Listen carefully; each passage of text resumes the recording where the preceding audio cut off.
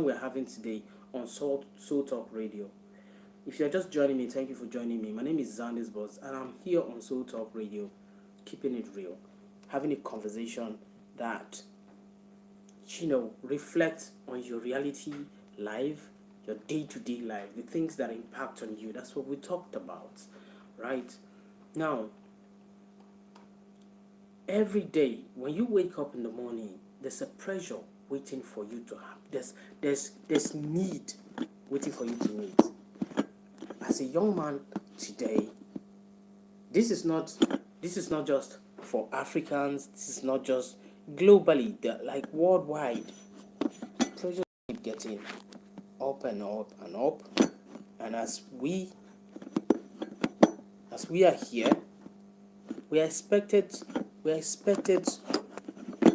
to deliver. When people expect you to do something, yeah, we're expected to do things. We're expected to carry on perfectly okay. We're expected to be all right. Absolutely. Absolutely to be all right. You see young men struggling to have a balance in their careers, to look for a job, to get their life sorted. You see those who have even break the threshold by getting married, struggles to have a balanced financial stability. Too much struggle today. The battles for emotional and financial balance just keep getting harder. Let's just say love relationship today is just getting harder and it's getting out of hand, right? So on this topic of Soul Talk Out today, we're just looking at a very simple thing: the financial burden and financial struggle on young men and young women. The median age for marriages today is drawn between 30 years now. But just look at it. If you are a 25-year-old, a man, and you want to get married, for whatever reasons you want to get married, society has this frown at certain people at certain age limits to be getting married. And at the same time, if you're getting married early, people want to think about like you don't have a plan, not knowing that that's the best plan. Getting married early, that's the best plan, because when you get married early, what happens is by the time you hit 30, where it's a median age for certain countries or certain people, some people set this age for themselves. Like, by the time I'm 30, I want to get married when I'm 30. I want to be married when I'm 30. I don't want to get married when I'm too young to control things. Now, what is the definition of age in marriage? Age is not a definition for marriage. It's not a criteria normally. It is a necessity that you get to the age of an adult, where you can now take care of your responsibility as an adult, and then you get married. And when you get married, you'll be responsible for what you do as a man or as a woman. There's no legal age to say at this age, other than a legal age where you must be an adult, which is 18 for most countries, 16 for some countries is 18 globally. When you are 18, you are at liberty to be married, right? But we're not talking about you getting married at age 18. For some people, it's okay, you can get married, but I will support you if you're to be married at age 18. All right? I will, eventually. But I'm saying the financial burden and pressure upon young people today is becoming a problem for people to wanting to be married. So you see people keep dating and having babies out of wedlocks because sometimes they say, oh, you are just irresponsible. That's why you're unable to go see the parents of the woman you're dating or the woman you're having kids with. Most people live in cities. And because of this challenge of financial instability or imbalance, they can't really handle the cost that comes with being married or getting ready to be married. And I know this pressure because why? As a young man, at a certain age, especially when you're around 25 and 30, but I think for Africans, 25 and 30 is no longer the age we used to think, oh, at this age you are in that bracket. People now get between 40 and 45, as if we have shifted between 25 and 30 to 45 to 50 or 40 to 45. It's more like we have shifted from 25 to 30 as a median age for a man to appropriately be ready to be married, to 40 and 45. Why? Because in Africa the reality is that between 25 and 30 you are still struggling to get certain things sorted. Okay? And while you are doing that, you can't be married while you're doing that. So what happens most times is, as a human being, it happens that between the age of 25 and 30, most people have relationships and they have babies in these relationships, they have children in these relationships, but then they are yet to be legally married, they have kids. Now, between this age of 25 and 30 was the age you were supposed to be sorting out certain very important milestones in your life. For example, education. Apparently, you're supposed to be pursuing a master's degree or pursuing your bachelor's degree to be sorted. But between that time, for some circumstances or challenge or the other, you haven't sorted that out. But then you have a woman who have a baby for you, or you have a man who have a baby with you, who apparently, because of the pressure of the financial burden, has left or went away to go sort himself out, leaving you with the baby. So there's a lot of clusters around this pressure. The pressure is financially connected because a person who has financial stability or a good source of income, even if you're 22 and you have a wife, you will be able to take care of this responsibility as a woman, as a person, as a man, responsible for the baby you brought to life with the woman you brought the baby with. But this financial pressure has kept our society today getting even dangerously worse. Even dangerously worse. Now, this is also causing the rising cost of what? Living. Because now you have a huge number of the population having kids, having children, because of course you always have to have relationships that lead to having babies. And our urban cities get saturated with huge population of unemployed people and a huge population of responsibilities, because these people keep having babies. You definitely have a baby, children, so to speak. All right? And when all of this is coming down, you don't have a proper good source of income, but you have kids, you have responsibility, and then eventually the pressure just keep mounting on you. And then what happens is you get depressed as a young person between the age of 25 and 30, when you're supposed to be sorting all these things out. These things are not easily sorted, and because of that, there's a huge gap between feeling all right, feeling happy to be alive or to be living your life, than really living the life you're happy to live. Like, this is the reality of today, and this is affecting how we choose what we do, how we do it, when we do it, where we do it. Most people are living below the life they expected to be living or the dreams they have, because between the time you're supposed to be building your dreams, things have challenged you within that time. You couldn't build your dream within that time. And what happens is you shifted your dream to a certain period. By the time that period comes, things have caught in between and steal away that period from you. You will not be able to do those things. Unfortunately, time is gone. Time is going. Time have passed. And those things you cannot achieve. Alright?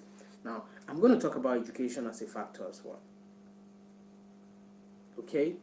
I think very recently, this Nigeria, for a case study, created a student loan for education student loans.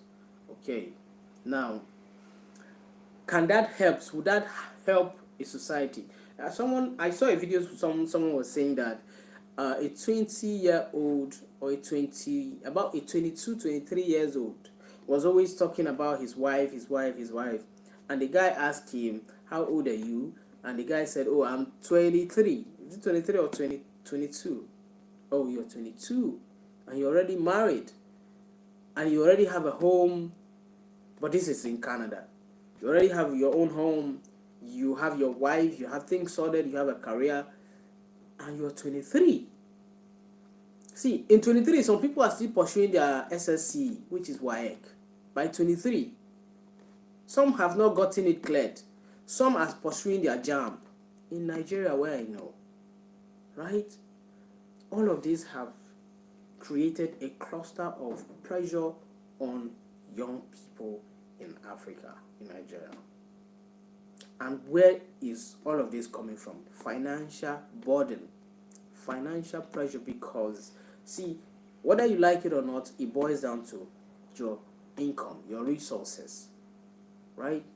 So when education loans are provided, that would have done what? It would have taken about that pressure of you having to outsource how you have to pay your tuition to go to school, to finish your degree, to complete your masters, to all of these would have been some easy way out, so that if these things are not a burden to you, then taking the chance of getting married between the age of 24 and 27 should not be a burden to you. Because in Africa, we commend people who take a loan to go to school than people who take a loan to get married. People will frown at you for taking a loan to get married. People will look at you like, are you crazy? Why should you take a loan to get married? Now, what is the value of marriage? What is the importance of marriage? The definition of and the value of marriage today is no longer as it used to be. And because things have changed, the value of marriage is no longer as valuable as it used to be to some people, because society have already defined it so. So because of that, it is not wise for a young man between the age of 23 and 30 to go take a loan, whether from a friend, an associate, a bank, or any place at all, to finance a marriage. Because before, a marriage used to be an institution that builds society, because from your family, from the family comes society.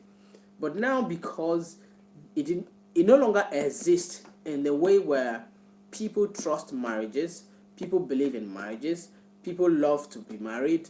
Because of that, talking about being married at a certain age now looks like a taboo to some people. But this would not happen if the financial cost and pressure that comes with it was a little bit out of context. Because now, if I'm not thinking about my education at the age of 24 and 26, I can be married if I want to. But can you confidently get married between this age as a young man or even as a young woman in Africa? But you see, these things happen easily elsewhere, unless the person decide to, like, until I achieve certain milestones in my life, I don't want to be married. That would be like a personal decision. It would be a personal choice. But in Africa, is it a personal choice? No. It's determined by your income, your source of your standard of living, the quality of life you live, and the kind of money you make as a person. These things will determine whether or not getting married is a wise decision.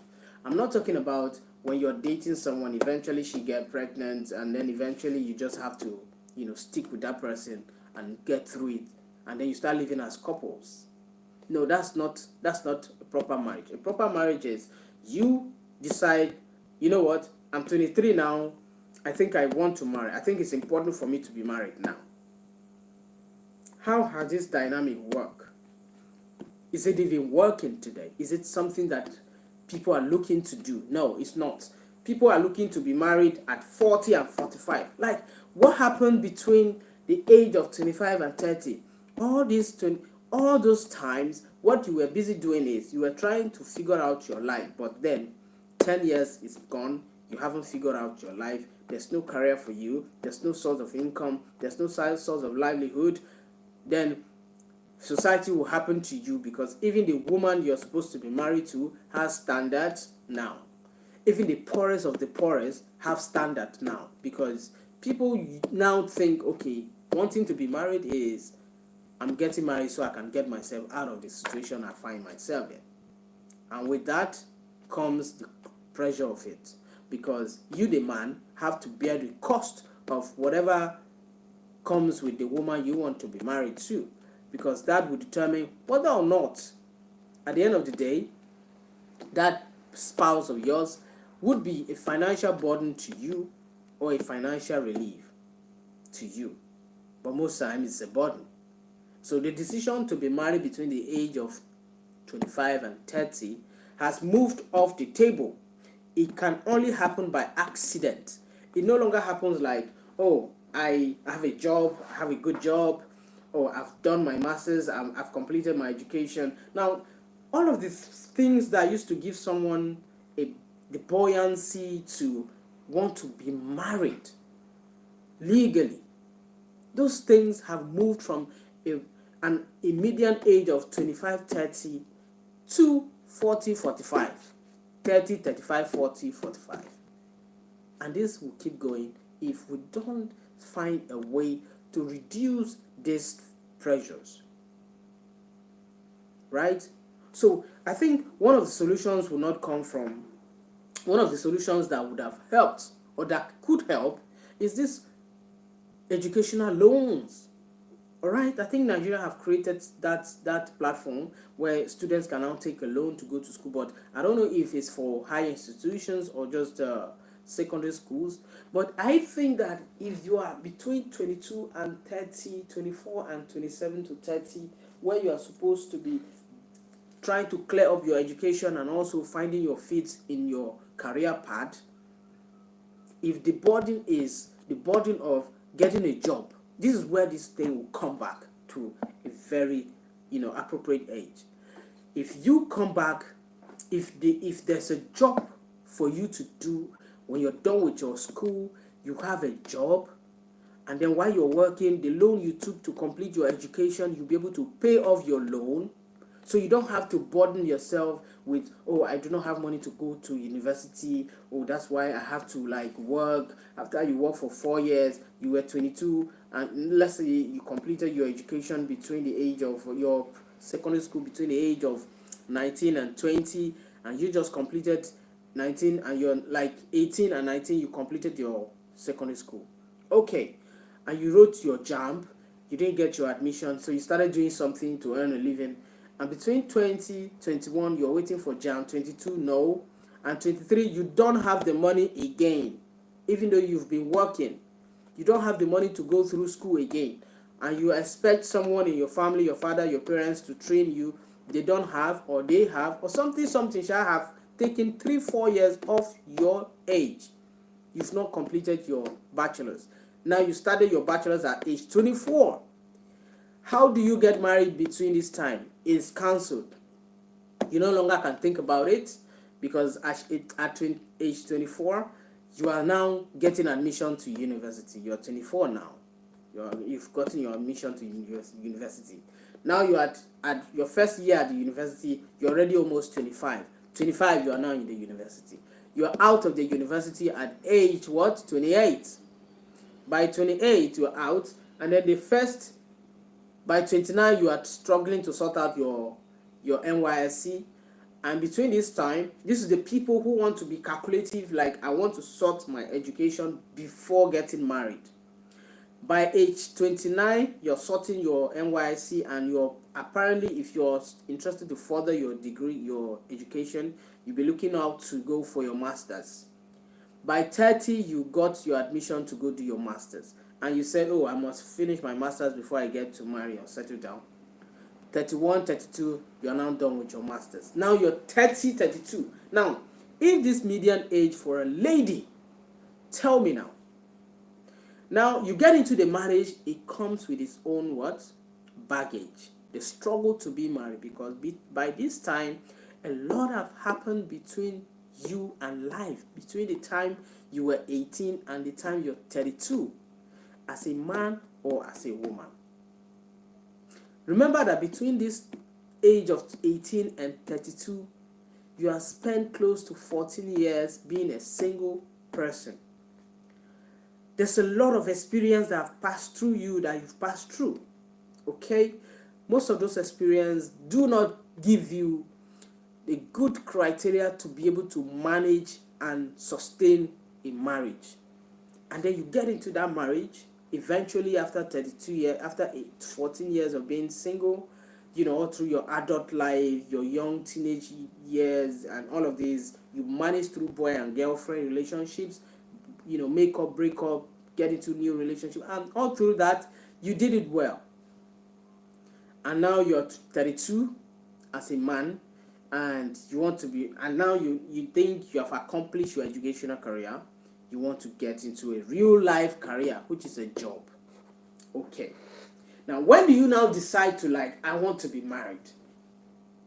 Because from the age of 18 and 32, you were sorting these things out. And these things, by a good standard of quality life for a society, by age 18 you are out of secondary school. For some 17 they are out. Straight up to university. By 24, your masters, you are pursuing your masters. By 25, 26, 27, latest, you're done with your masters. The rest is, you can do your postmasters, you can go on for your other masters programs or whatever programs you want to do, but you can't be married and still do that. But the problem today is, the society we live in today is not encouraging you to be legally married between the age of 24 and 27. And if you're lucky, between the age of 24 and 30, you still can't get it right. It has to happen by accident. And when anything happens by accident, what it does is it compresses all of the struggles into the period which you didn't plan for, because it's accidental.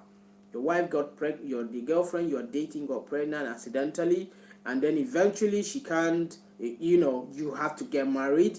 Now you start planning how to get married. Everything just go like that. You don't have a good quality life. You don't have a good living. You don't have a source of income. You just started doing things the way life threw at you. You start living like that. That population has skyrocketed today. That is the population we have today, who do not even have an average quality life, because the pressure that we create for ourselves by the society we live in, by failed leaderships and the rest of that, have trickled down to the very basic value for life, creating a good quality life for people to live and survive in. Today what we have is people just want to live and survive. You can't choose to say, oh, by 26 I have to have my kids. I saw someone posting to say, I'm too far from my mic. Someone posted and said, oh, I wanted to be married at age 30, have my kids by 35, I'm done with my, like, bro, who told you that's the right age for that, man? Who told you that having a plan to be married at age 30 and having kids done with by age 35 is a good plan? Who told you so? Like, who told you that's a good plan? That is not a good plan. It is a good plan, but it's not a good plan. You can only plan to do that when, I don't know what will make you have to plan that. It has to be the eventualities of life making you have that kind of plan. Because if by the right standard of life you plan to be married at age 30 and 35, have kids by 40, it's not a good plan. Change it if that's your plan. But if you tell me that is a plan because that's what life throw at you, 100% I agree. Because right as I am right now, I know that people at age 35 struggle today to find their foot in having a good source of income. 35. Now, we're not talking about you getting married now. Let's say you have survived from the age of 18 without a child, you don't have a baby, no one to take care of, only your family, your extended family, your mom, your dad, and your siblings. It is not because you wanted to wait till you're 35 before you get married. That is a lie. What happens is you didn't have any reason to be buoyant, to be bold, to decide and say, I want to be married at age 24. No, it is a lie because you know you're struggling to put food on your own table, not for someone else to join you on that same table. So that is not a decision you took. It is a decision that was taken for you by the economy of the society you live in, by the standard of life the society provides you with, by the quality of life you are living. With those, indices deciding for you, you have no say. How do we get ourselves out of that?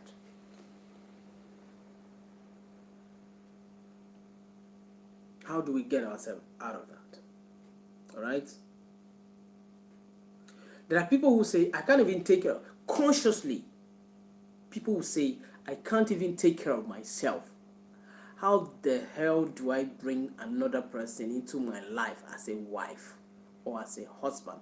Women are, of course, women are a bit relieved of this duty or responsibility of how do I take care of another person in my life. Because a woman, not if it's in Africa, a woman don't go outrightly and say, I want to get married to a man. And they take responsibility of the man. But for men, that's where the pressure comes in. But I know of men who would say, I can't take care of myself. How do I take care of another woman, another person? So because of that, I don't think I want to be married. I want to get a job. And then you get a job, the job can't take care of it. The job is not a stable job. And then you plan to, like, okay, I want to start a business. All your life now is, let me just get 2 million naira. I want to start a business. Once I start a business, a year or two, then I'll now get married. You start a business, and by this time you're already 29. You started a business. By 30, you're struggling to understand the business. It's not really bringing anything. But you have a girlfriend by this time. You keep telling her, oh, okay, let the business stable first. Then we'll get a house, a proper room. This room we are staying is not good for us to get married here. You tell her like that. She agrees. 2 years into the relationship, you're 31 now. The business is still very not getting anywhere. And then by 32, you're still living in that one room or a single, what do they call it? It's very popular in Nigeria. It's a safe, is it self-contained, something like that. Okay, the house provides you with your own personal, space, your toilet, your bathroom. You live there. It's a very luxurious apartment for people within this age. I mean, this category of class of people. You're 32 now. Your girlfriend you got. A whole lot of people you've dated at this point. You're no longer dating those ones. You are dating a fresh girlfriend you started dating at 29. She's 27 or 28 or 25, as the case may be. But your plan is, oh, I'm starting a business. Once I'm done with that business, or 2 years, then I'm now go and see your people. You get accepted. She stays with you, and then 2 years you deprive yourself of certain things, trying to manage. This is where that I was building with you comes in. The girl will stay with you, try to manage with you. A pregnancy will come in, you guys find a way not to keep, and then eventually you're 32, 33. She's there with you, understanding. 4 years is into the relationship. By the time you know what's going on, you're 35. She's 29 now. And then you have a kid with her, a baby. You've not gone to see her parents as you planned. The business really, eventually it fails because while you were struggling with the business, you were feeding from the business. Everything was with the business. It didn't really go well. And then now you have a baby by the side again. And you start saying that, okay, all I just need is another 3 million to put into my business. Now you're 35. You see where you're headed. The pressure keep mounting. Instead of coming out of it, you're sinking into that poverty level. You're sinking back.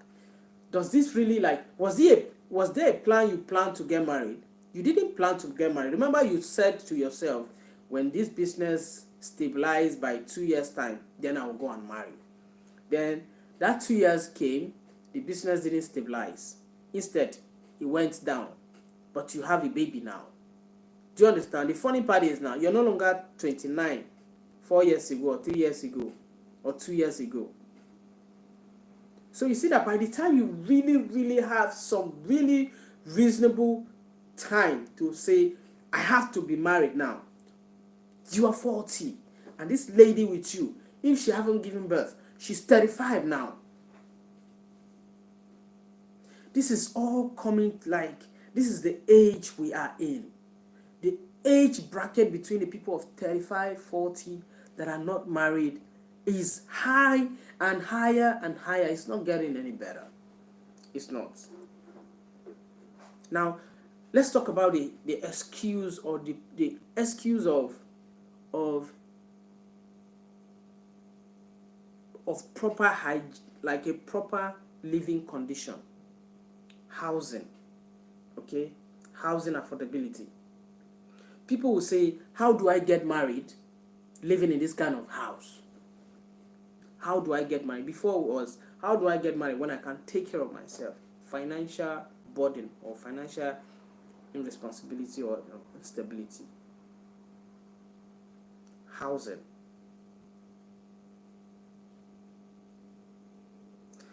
There are people living in certain satellite towns.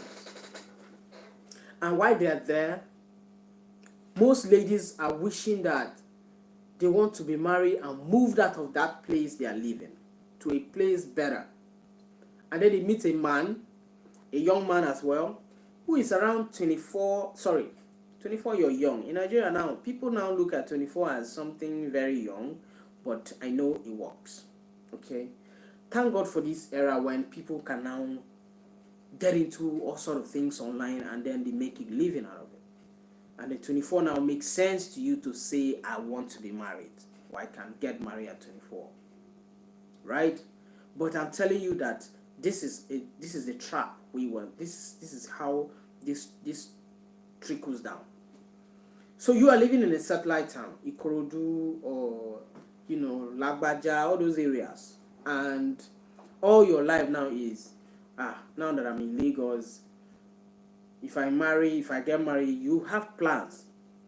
But you come to Lagos now, or you've been living in Lagos, you were born in Lagos, however it is, you're 23 and you're in the university, and you meet someone, you said let the person wait for you to complete your bachelor's, and the person dates you and you guys get out. By the time you get out of university, you're 27, okay? And this person is a man, and the person is around 29 now. You're 27, he's 29. Now you're out of the university. But then, you don't have a decent place to live. The person does not have a decent place to live. Both of you don't have a decent place to live. Because you've been through the university, you're not just an average Nigerian anymore who is uneducated. You are educated, and you can't just live anywhere. But sometimes, conditions make you bend your back. Wherever you put up is where you live. You accept it that way.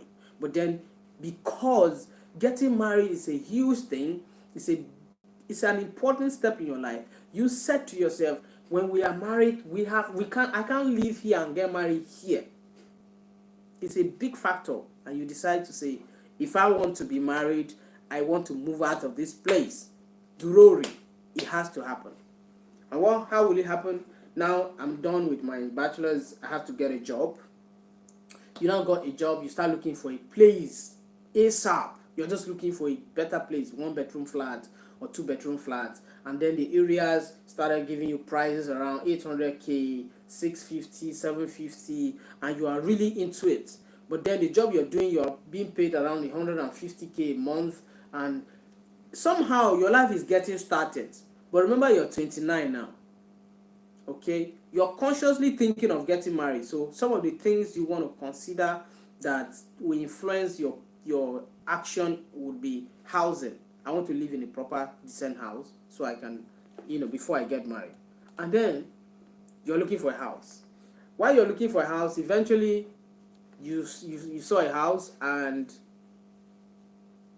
you tell your woman, okay, I've seen this place, let's go check it out. Your woman goes with you, you guys check it out, and oh, it's good, let's get started here.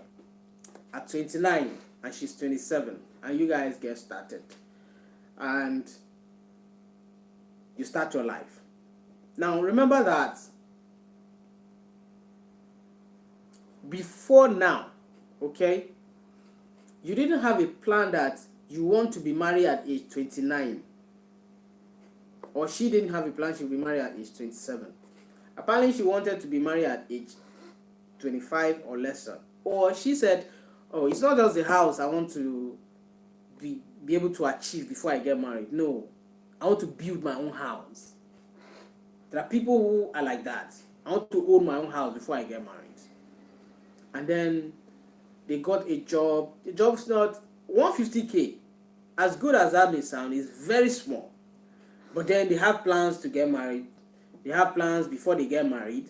They want to build their own house. It's more like this is their bosom bold goal to achieve.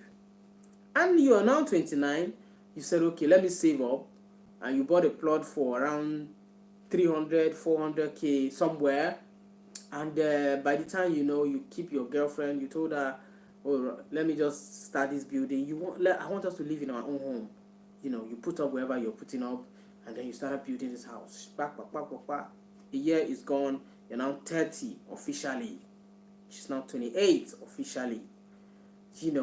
Back. The house take all your money, and then by the time the house completed, it's not really completed, but you guys to move in. A year and 6 months, 2 years, you're now okay, and now you're 31, she's 29. You see how age is pursuing your decision. So there's no proper age. It is better to start this decision earlier with whatever circumstance you have, so that by the time you hit 30, all of these challenges, you press them off your table. But can you actually take that decision to say, I want to be married at age 24, when everything is not sorted? You're not even sorted out your education. It is a big pressure on us. So that's why you see people now are comfortable at age 40 and 45 to 50 to start thinking about marriage. Some who got married between these early ages got into the marriage, and then the experience or the struggles, the challenges that comes with it, eventually it falls apart. These are all things that are falling our society apart, pushing us all down. Because why? Society is giving us what it has for us. We have to fight back. You have to fight back. There are things that I regret not fighting those things as a young man, because the more you looked at them and said, okay, this is just what life is. This is life. Now you accept it to take it. You see that you'll be added to the number of people who are just going to be in that population. So there's a lot of things you probably have to give up because you couldn't fight when it was time for you to fight. So you see this median age that we are now pushing to between 30 and 35 as an appropriate age. Pastors preach about these things. You cannot marry when you are 25. You are still a boy. Yes, I agree. Still a boy. But because marriages these days is no longer just I get married within 6 months. It's a lot of work. Let start early so that if the marriage will fail, since it's now almost like a certainty, let it fail early so you start another one. You see my point now. Let it start early so that you can fail and start another one. If you wait for too late, You get too tired to start, fail, start, except you have the money. For those who have money, fine. You can always, when the marriage ends, you start another one. Financially, the burden will not be a problem. But if you don't have so much, start early so that if you fail, because I know people who do not have money, marriages drain them emotionally. It takes their sanity when the marriage hit the rocks. So why not start early? You need to start early. Now, we talked about this as a factor. Housing. I talked about 2 reasons. There are people who said, I want to live in a decent house before I get married. That end up giving them 10 years of their life wasted because they want to sort out accommodation. And then by the time you know it, 2 years, 3 years, 4 years, 10 years, 15 years, they are not yet where they are. So marriage is not in their dictionary. That is a factor. Another thing is submission, right? Because in our society today, when people talk about the pressure that comes with the burden of being married, it's not just because there's financial burden or financial cost attached to it. There are people who are not willing to be able to be submitted to an authority of marriage. Marriage has this authority that comes with it, which means you'll be submissive to your wife will be submissive to you. Your wife can question you. Your wife can ask you what you're doing with your finances. Your wife can ask you tell you what to do and what not to do. There are people who know that they cannot. So what they do is they know they can't submit to that line of authority, because a marriage is an authority. It's a crown authority on its own. So a woman has the authority in that marriage as good as the man. The woman will ask you what you do with your time from 8 in the morning to 6 p.m. You are supposed to be accountable to the authority that comes with that marriage, right? Because of this, there are people that there are people who cannot submit to this authority. People cannot submit to this authority. Therefore, what? They get into that relationship, they can't submit to that authority. It's not because you have to be loyal or loving your wife or responsible enough to. No, marriage is an institution that has a crown authority. So that authority is more like you are submitted to the authority of a constitution. That authority means your wife has the right to question you, and you have the obligation to answer. If you can't, that marriage might not survive because you're not answerable or you're not responding to the line of authority that is in the crown of that marriage. Because of that, there are people that, at age 24 and 27, you still think you're young, you're still dating, you go into a relationship, you don't want to submit to the authority of that relationship. You end up jumping and jumping. By the time you know what's happening, you're 30. And then by the time you're now saying, okay, I'm conscious to start thinking of marriage, what now happens is you get into a marriage, but you didn't submit yourself to the authority of the relationship you had, and now you jump into the marriage, yet still not ready to submit to the authority of marriage. You didn't submit to a relationship, you can't submit to the authority of marriage. So you start having problems within the marriage. Between 30, 35, you are having problems. The relationship or the marriage is just fighting you. You're fighting the relationship or the marriage. By the time you know what's happening, you're 40, with a very sad experience. Very terrible experience. Because you didn't submit to that relationship. You didn't submit to that marriage. What you now have is the fact that you went through this corridor of being in a relationship, but you didn't submit to the authority of that relationship, and then you end up having a sad experience, and with that comes with what? Regrets and what? Painful memories. And what it leads to is you are 40, you're still very much not married. Very much not. So this is not a decision you took.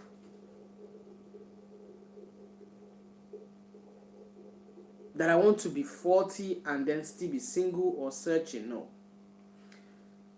It was led to it came to that because of the things that happen around your life. And for you, it is lack of the ability to submit to the authority of marriage, sadly for you. But for some, it's the inability to be able to have a decent, affordable house to live in. So it takes them through the tunnels of how to be able to sort out accommodation, and they are now 40, 45. Yet, still very sadly, living. For some, it's financial burden. Now, let's move on. Okay?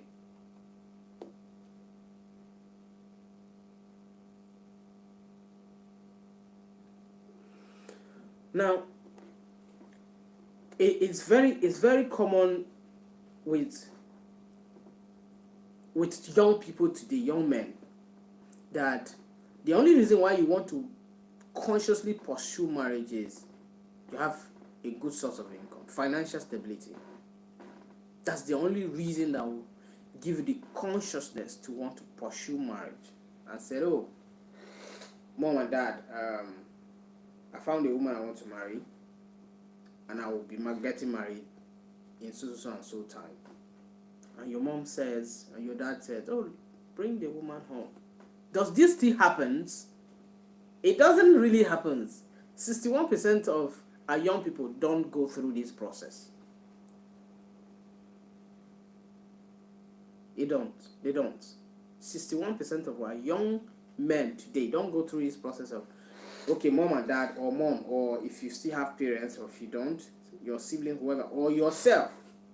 This woman, I'm in love with her, I want to marry her at this age. What always happens now is you meet a woman who tells you, if it's not marriage, I'm not dating. And you like this woman so much, and you're like, okay, let's get it done. Right? So regardless of any other thing, you might now just jump anything else to get there. But because of financial burden and financial instability, many young men do not pursue marriage. We're not even talking of at early age, no. Even when they know at this time, I have no choice, I have to be married. They don't pursue it because they don't have the finances to do so. Do you understand? So how do you fix a society where a whole lot of reasons are there? A whole lot of reasons are there depriving you of a very important aspect of your life from taking that move, taking that step. How? Because what society is happening to you.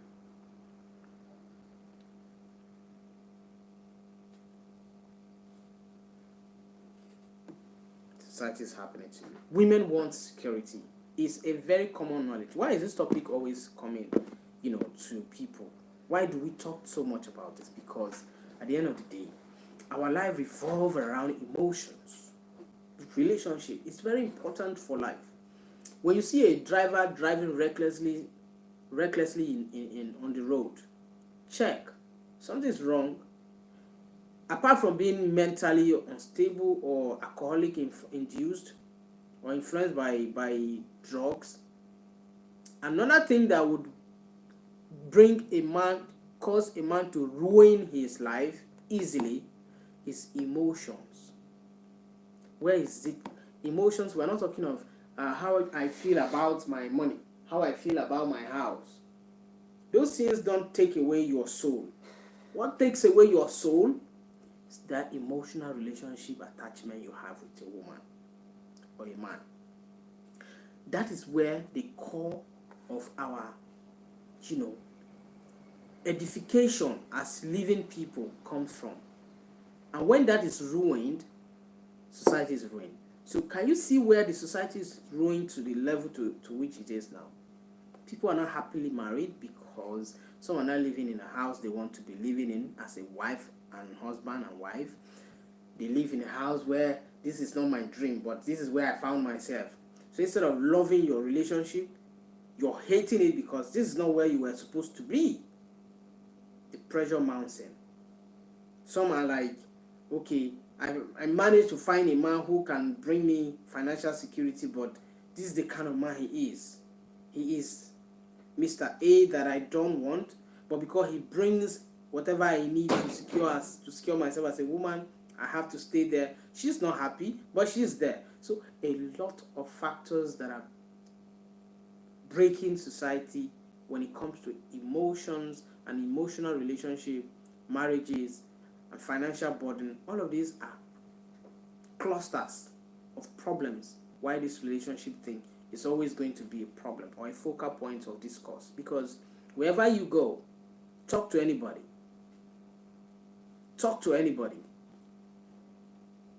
emotional reflections,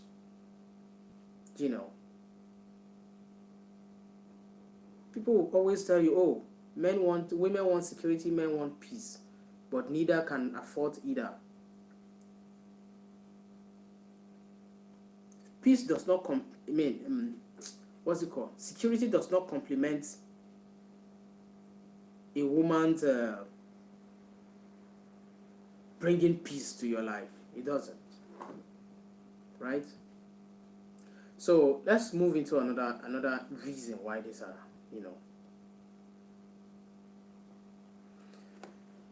if we want to talk of like the redefining factor for the readiness for marriage,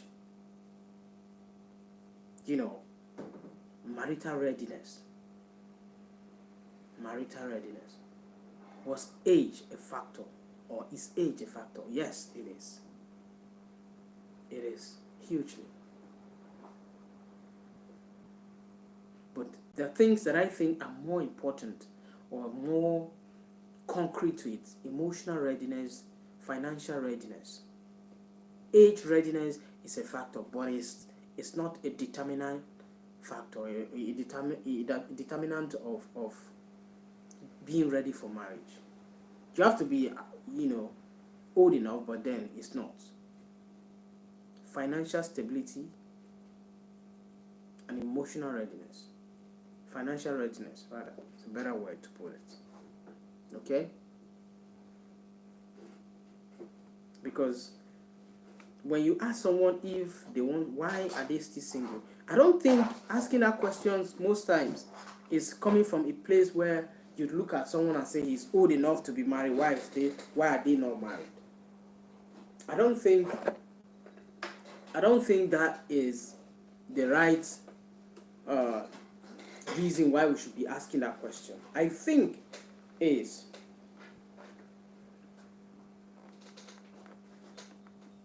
you look at the journey of a man and you can tell if this man has had a good journey or not. By what? By the people, the marriage, the marital status of that man. It took me a long time to realize that marriage is the most important factor of our existence. Marriage is the basic foundation of whatever you want to do. Because our society frowns at people who have children out of wedlock. So ultimately, we were supposed to be married before we have kids. So if having children was to be an important, as much as having children in with a woman or having children as a person to be able to procreate is important, but I think the primary reason why people want to have children in the first place is by having a wife who will have a child for you, having a husband who will give you a child. So we are not supposed to jump this. But these things, how do we get ready for marriage? How do we prepare ourselves for marriage? Emotionally, financially, and otherwise.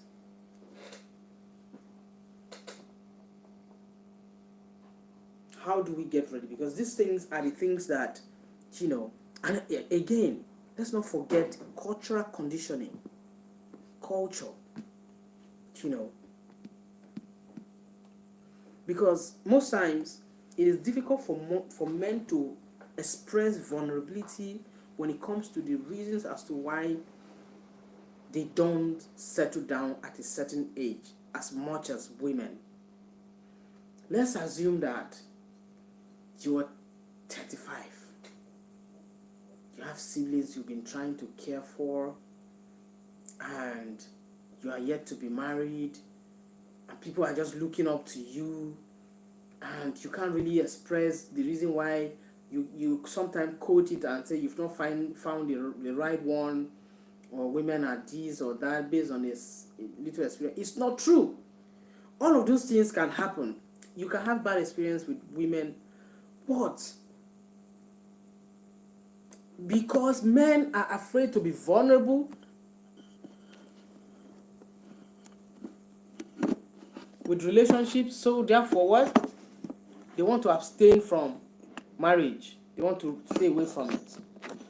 Because at the end of the day, it affects, in fact, it comes from their finances. When a man don't want to be married at a certain age, it's not just because of marriage, it's because how do you get married when your finances is not stable? And women who are not sure if they can be vulnerable around certain kind of people with their level of their financial, stability or whatever they do for money or income, it's just hard. It's hard.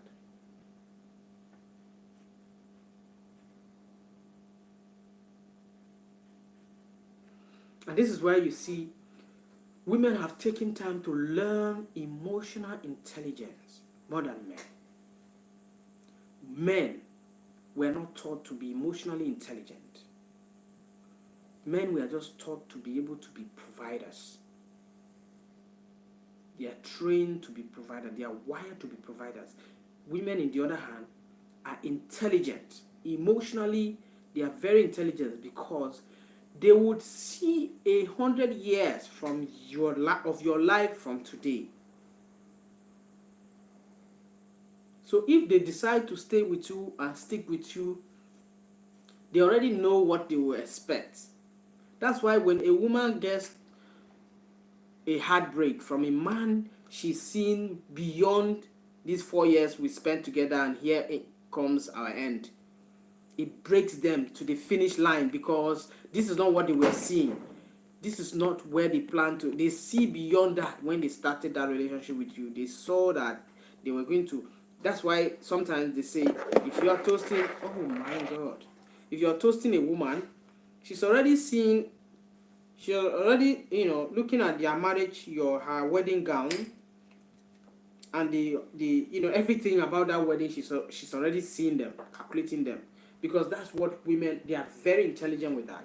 But the pressure that women comes with for men who weren't wired to be intelligent or emotionally intelligent is that it scares men for some reasons, because men were not wired to be intelligent. That's why you see that the reason why men most times stay away from being married is they don't even know how to study a woman properly. But women would do that 100%. So now, how do cultural conditioning comes in? In the culture where I was born in, my culture, okay?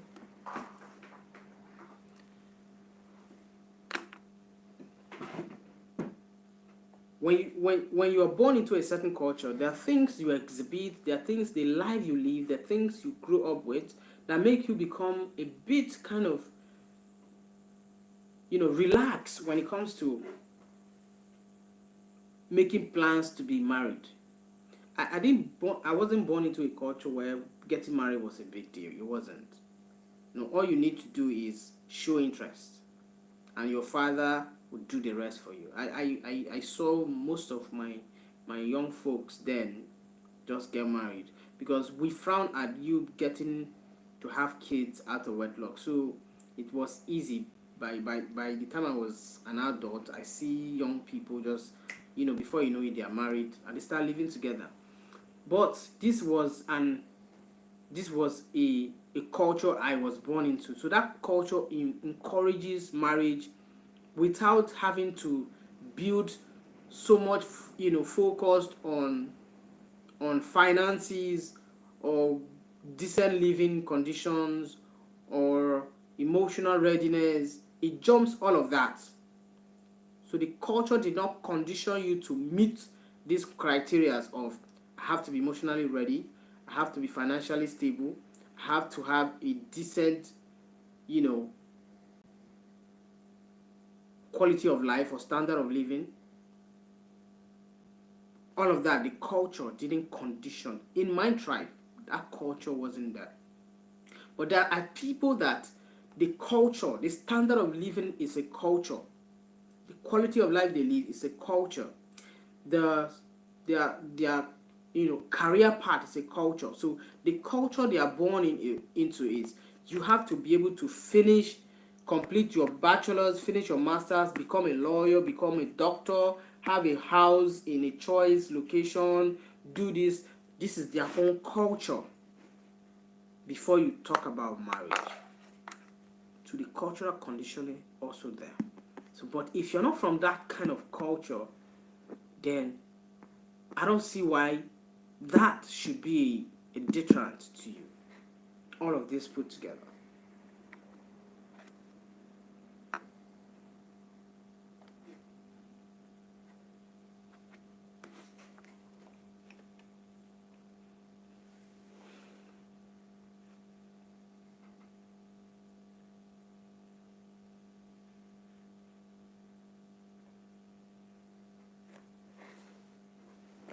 Chacha love, how are you, Chacha? Thank you for joining my Soul Talk. Right?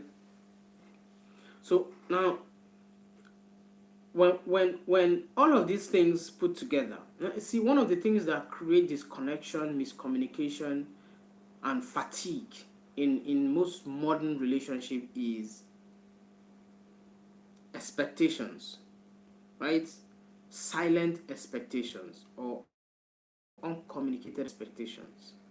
This this the absence of these expectations that are not met creates this lump sum disconnect and miscommunication. For example, you know that within yourself you had a target or a goal when you were at a younger age. You knew you wanted to accomplish certain goals or milestones before you settle down. But the culture you were born in, or the culture of your society, or where you live, or whatever influences you have already gotten you into a marriage. And this is not, like I said, most marriages today happen by accident, and it's not just me that say that, that that's a fact. So, but you now you are in a family relationship with a man or a woman. You have started building an accidental relationship with this person, or accidental marriage with a woman, building a family, so to speak. Now, there are things that this is how your dream life is supposed to be. But looking at the man you are with, communicating those things to that person looks like, even if you do, it's like you're backing at the wrong tree, because you know that these things cannot be a reality today. So you stop communicating, or you start nurturing those things inside as a dream. It's no longer like something you can do now.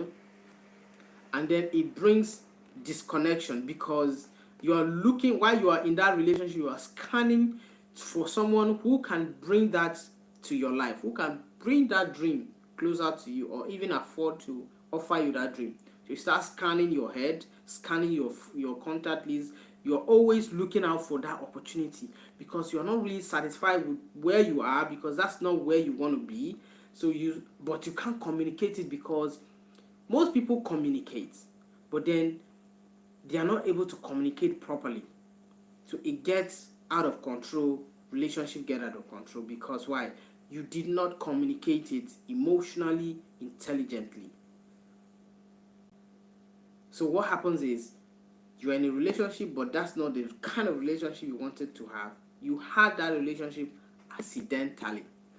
You met him, whatever happens, for whatever reason, you started with this man or this woman, but it was sort of an accident. But then you are there. So what the next course of action is, you are scanning yourself, always looking for something better, because at this time you know that you deserve better. This is not where you want to be. So that creates a disconnection between you and the person. So this also is a deterrent, because some people fear that this is what women do, this is what men do, and because of that, I'm not ready for that drama. So let me stay single. Let me stay single. I'd rather be single than be with a woman who I will not be able to trust or build a life with. So this is also a factor. If it's not your culture that say, okay, you are just 22 now, what's marriage? Why are you rushing? Or your culture said you don't have a house, you don't have a car, you don't have this, you don't have nothing. All you know now, what you're talking about is marriage. My darling, what I will tell you is, whoever is telling you that as a culture, that in our culture, a man has to have a house, you have to buy a piece of land. There are people who say that, that's my culture. The man has to have a piece of land, a house of his own, a farm. Those are certain cultures. And there are some who say, if I live in an urban city, if a man does not have a car, or a man who cannot afford me a car. So these things prolong your decision to say, I want to be married, or I want to be married. At this age, I want to settle down. And it has to be early. 24, 27, it has to be early. But guess what? In our society today, we are talking about this at 35, 40. So the median age between an outright appropriate marriage in Africa today, most times, is 35, 40. People still look as if they are just, it's early, it's no. Because when you marry at 24, 27, it's more of like an accidental marriage. If you're lucky, you get to enjoy that relationship in the long run. If not, it's like, that would be like your, what do they call it, a test run.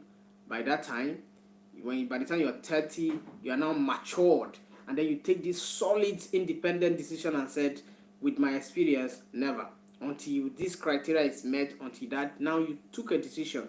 Remember that the aim of my topic today is for you to be able to not allow the pressure of financial pressure, community pressure, peer pressure, whatever pressure to to influence your decision for not getting started with the journey of marriage early, between the age of 24 and 27. Sort that out.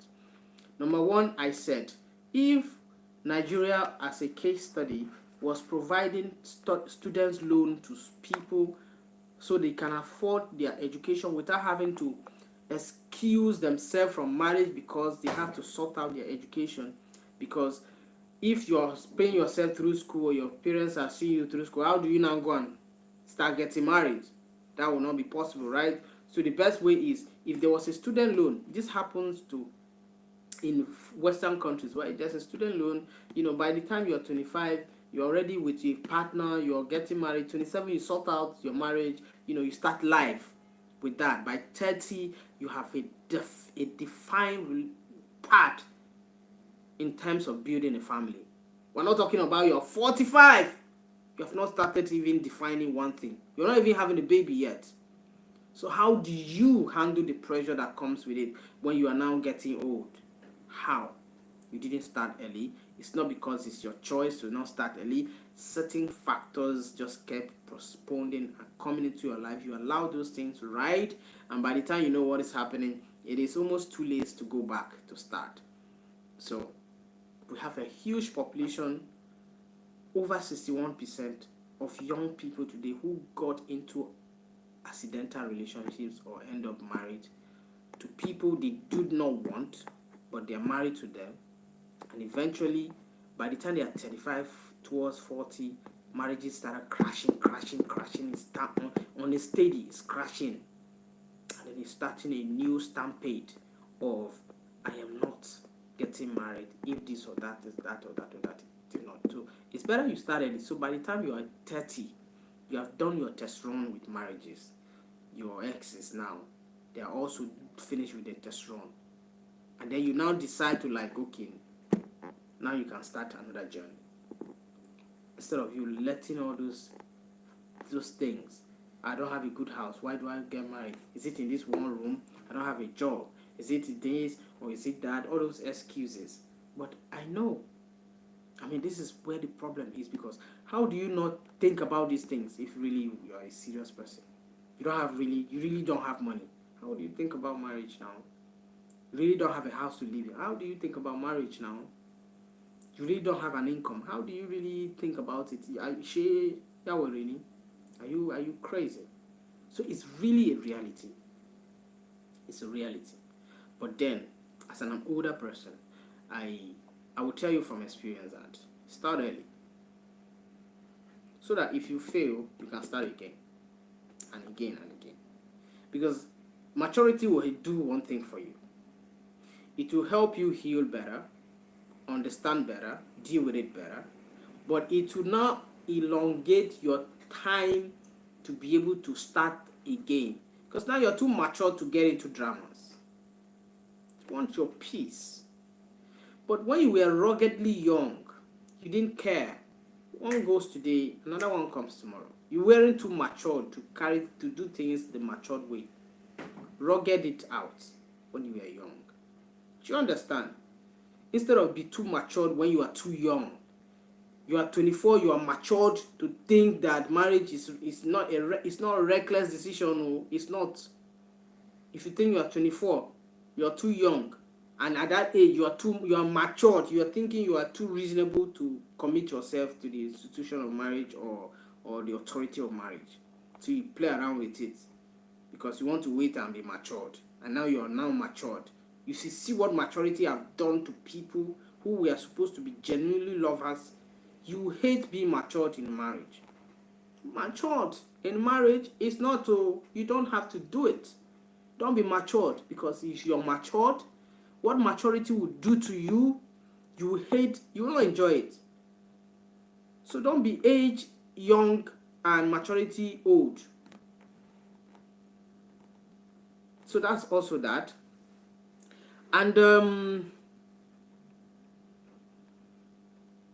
there's a bunch of things, but I want to take some contributions because I've taken time talking about it. I'm taking my contributions, right? Thank you for joining me for Soul Talk. I'm sure what I'm saying here got across. Okay, so we're going into our courtroom where we have a bunch of people who say, I want to put mouth for this matter where you did talk about Mr. Zanders, because this matter where you did carry come, he give me headache too. Alright? Yeah. So, question is, how you guys? How you guys doing? How you guys doing? Alright, I see it. Yeah. The pressure of financial burden on men and women. Pressure of financial burden on men, young men and young women.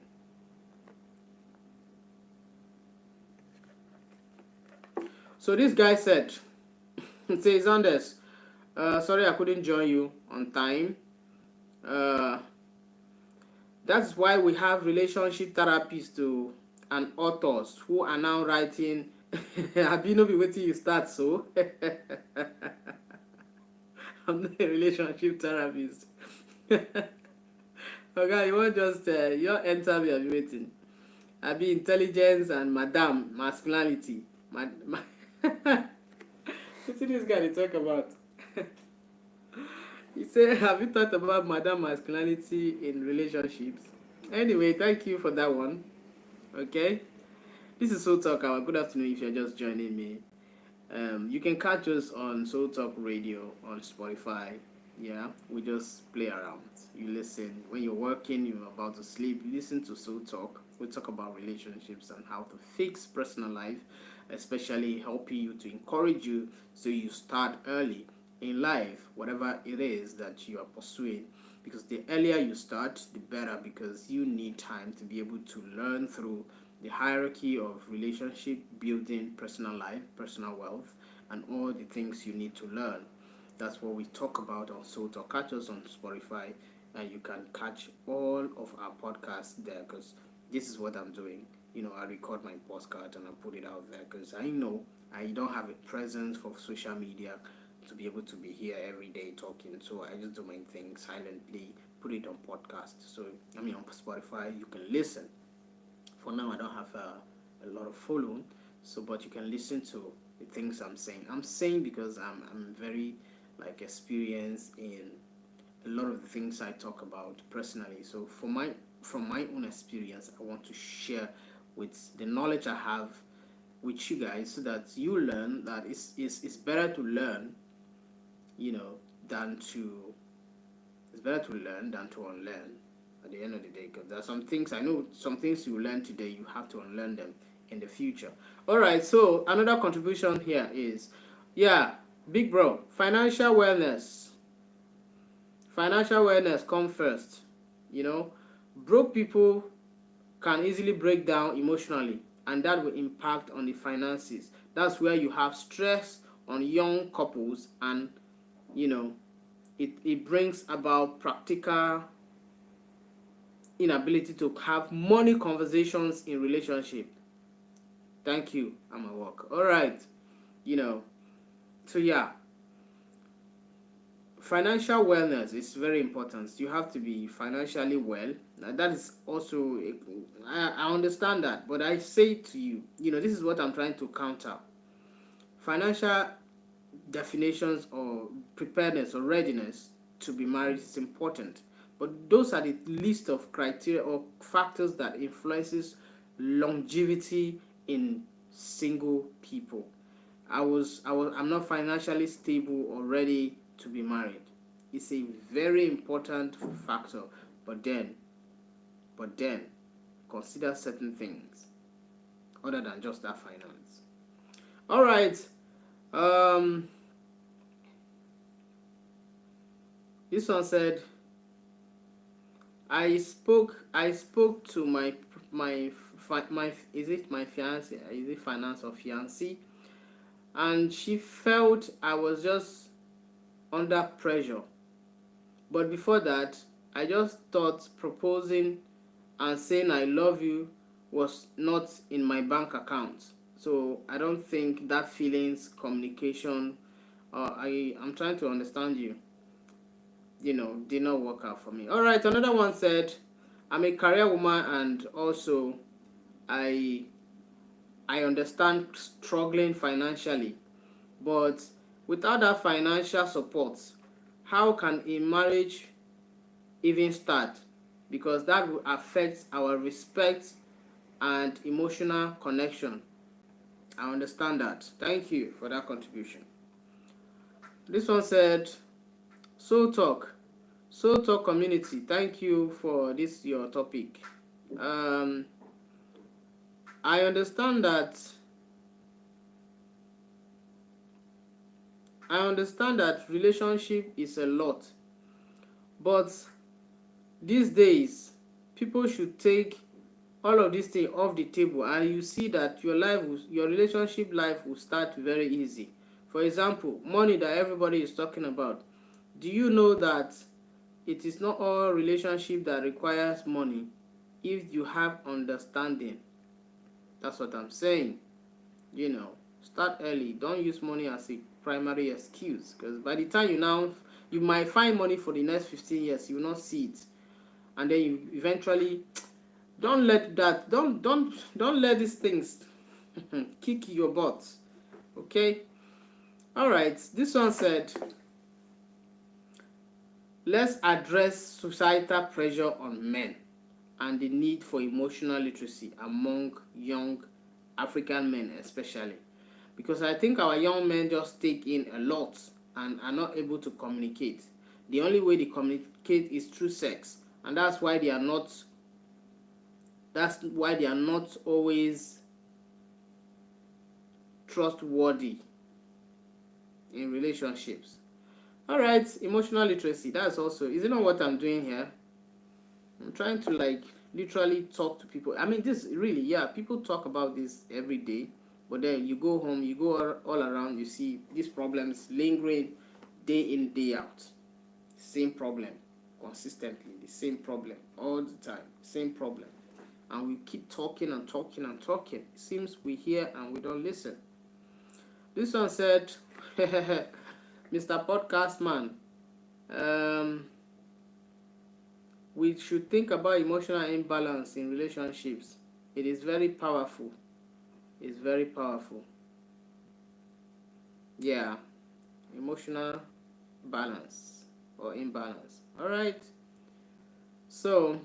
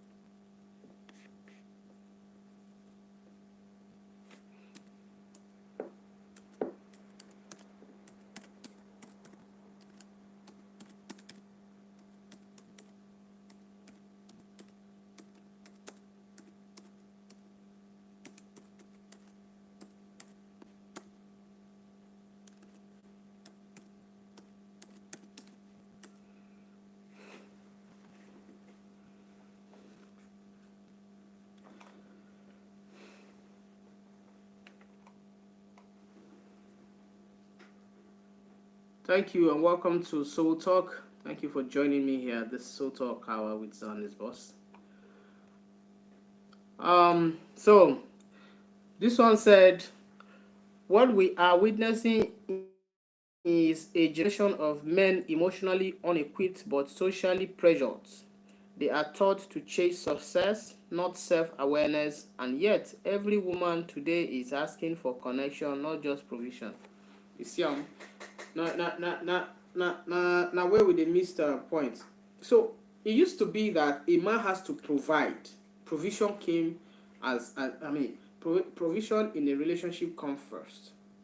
The man should be able to provide. But do you know that women are pushing that provision to the side? They are not looking for connection. They want to be able to connect with the man, or the man wants to connect with the woman. So whether the man provides or not, they want to be able to connect with the man.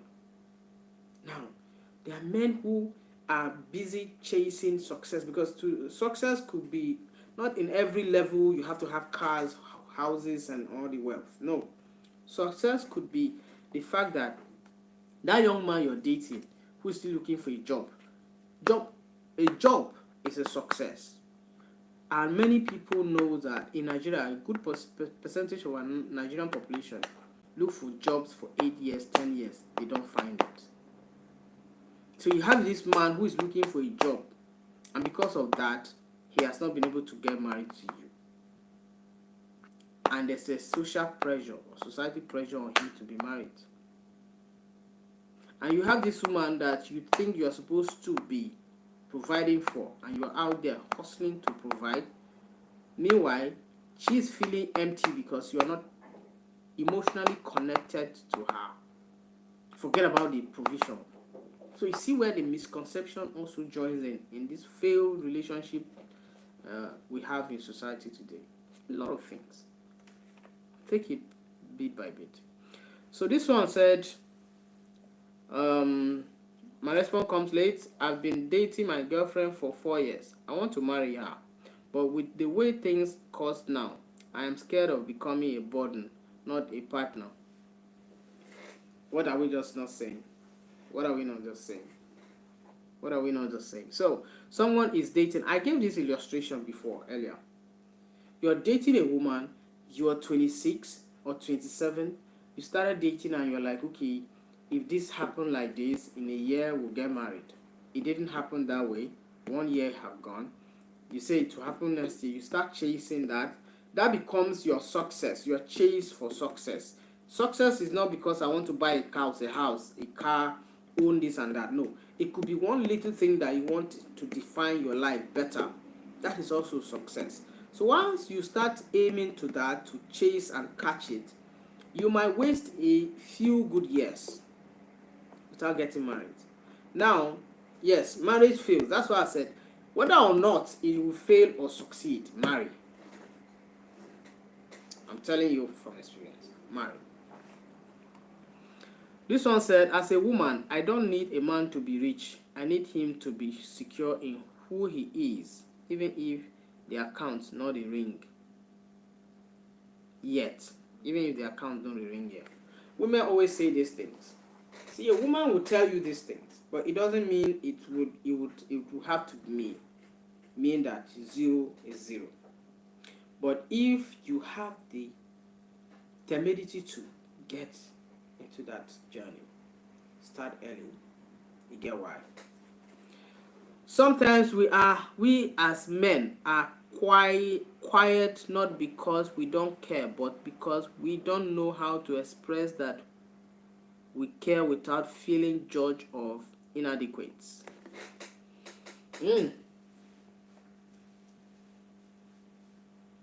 Feel that?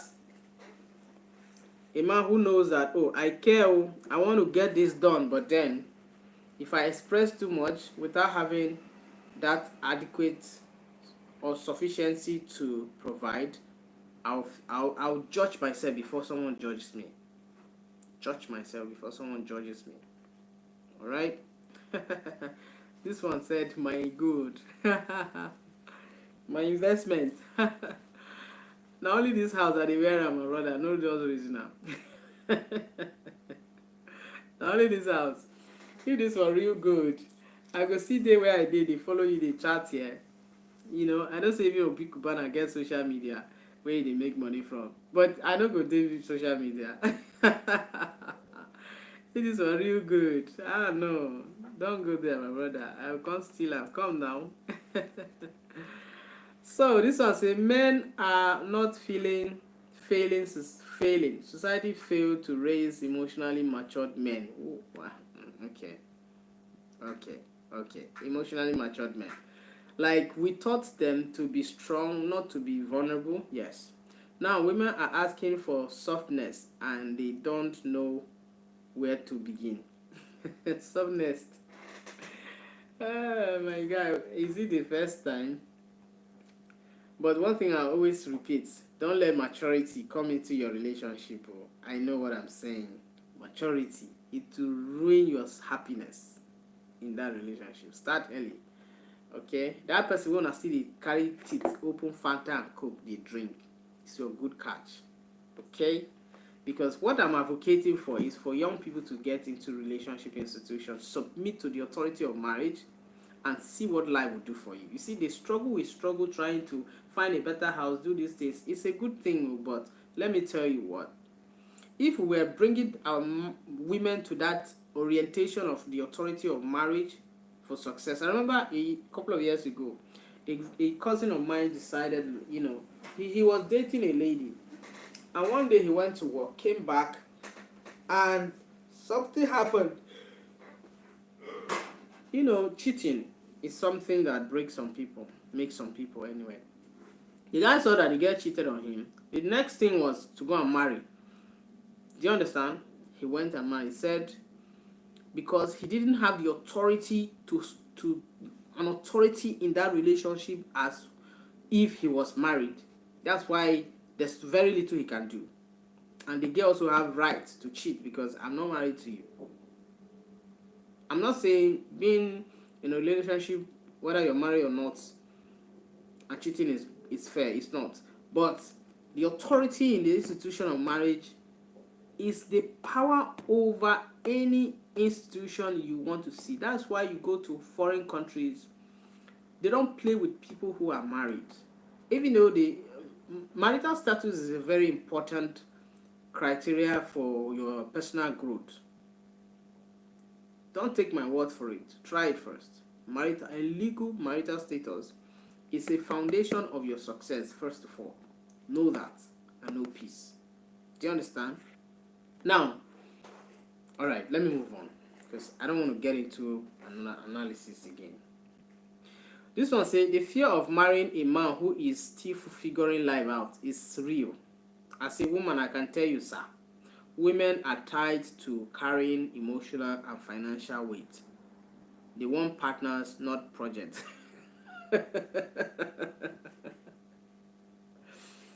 It is because we have built women to be like that. Look, I talked about cultural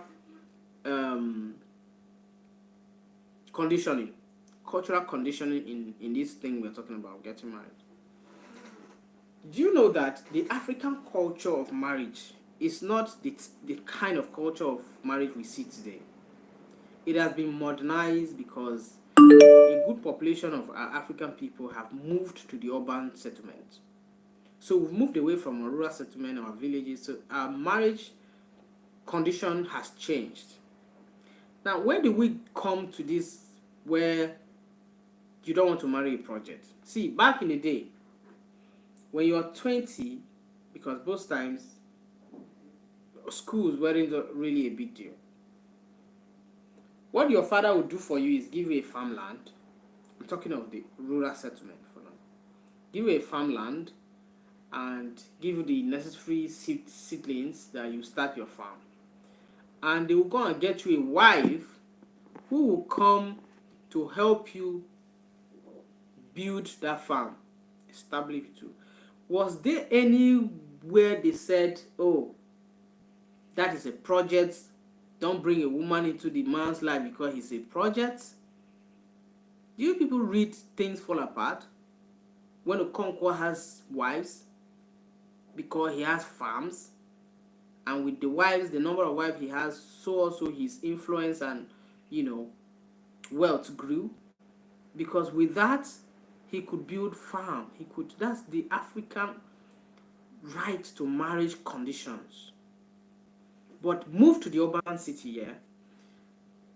The people who talk about, I don't want to marry a man who is a project, like this message I got, okay? They are in the 99% of people struggling in their life today. They have not got their life sorted in every ramification, no doubt. They are struggling. So the fear of not getting into another struggle is what is telling them, oh, I don't want a project in a man. I want a man who is sorted. But at the end of the day, these are the people who do not have a defined, cultural conditioning to what to think about the institution of marriage or to submit to the authority of marriage. And then they come and they make you feel like their decision is the best. I must reach a certain milestone before I submit to the authority of marriage or before I get married. And when you see people like that, you follow them on Instagram, on social media, the influences you get added to the number of the population that is in that category. And by the time you know what's happening, you're 35. You've caused all the life out of men, because at this time it's not a problem of a man, it's your problem. So a woman was supposed to build with a man, not because a man is a project or still figuring it out. A man figures it out even till the end of his life. Even men who has wealth, they figure things out as they go. There's no time and season for it. You can't say a man who is still trying to figure out things, you can't be with that man, because that's why women these days, they see you struggling, trying to figure things out. They play with your emotions as a man. But this is not in our cultural conditioning in terms of criteria to, to get married. These things just get added to us by our own, selfish reasons and aggrandizement. All right, this guy said, when I proposed to my when I proposed, I had nothing but depth. When I proposed, I had nothing but depth and vision. My wife said yes anyway. We set up a financial calendar, tracked expenses together, and we decided to, whatever we want to build on, business, anything, we're going to do it together. And that way, I felt relaxed, not pressure, because my wife knew everything I was planning and she was with me on it. Thank you for that submission, my brother. That's a good one. Openness. For some people who don't grow out of the cultural conditioning of being open to a woman before you approach her for marriage, we tend to accumulate this pressure. Like as a man, odogu, where you be now, you're not supposed to tell your wife say not day, or the woman you want to marry, you want to show say day everywhere good. Do you understand? So because of that, you wait till certain things, mature before you go do your marriage. But if you know that you're brought up to be a responsible man, mentally and otherwise, once you meet a woman, the first thing you do is be as open as you can be, so that you don't have a closet of information that by the time this lady begins to find out that these are the things you have in your closet, she starts feeling irritated of you. Do you understand? There are people who have a full, how will I call it?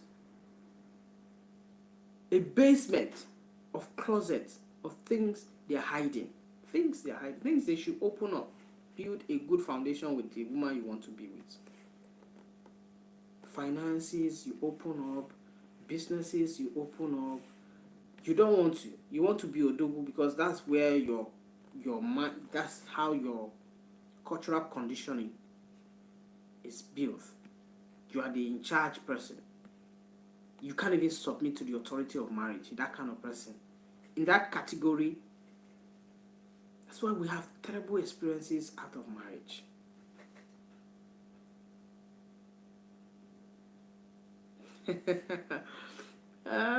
My guy say, you never show us your wife one day.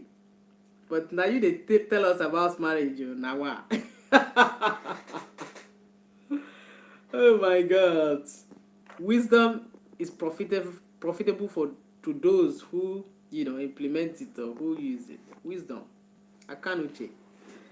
I don't need to show you my wife before I talk to you about these things, my brother. My sister.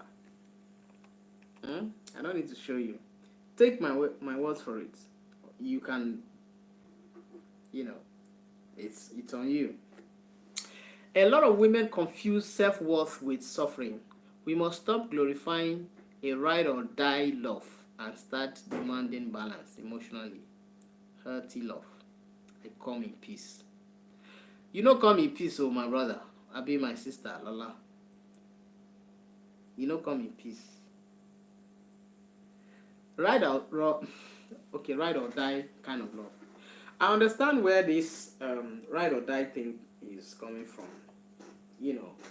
But let me tell you, to be able to sustain a certain level of emotional suppression in a marriage, quote unquote, ride or die, does not mean the person is enjoying suffering. It depends on where and how this person is interpreting what they are going through.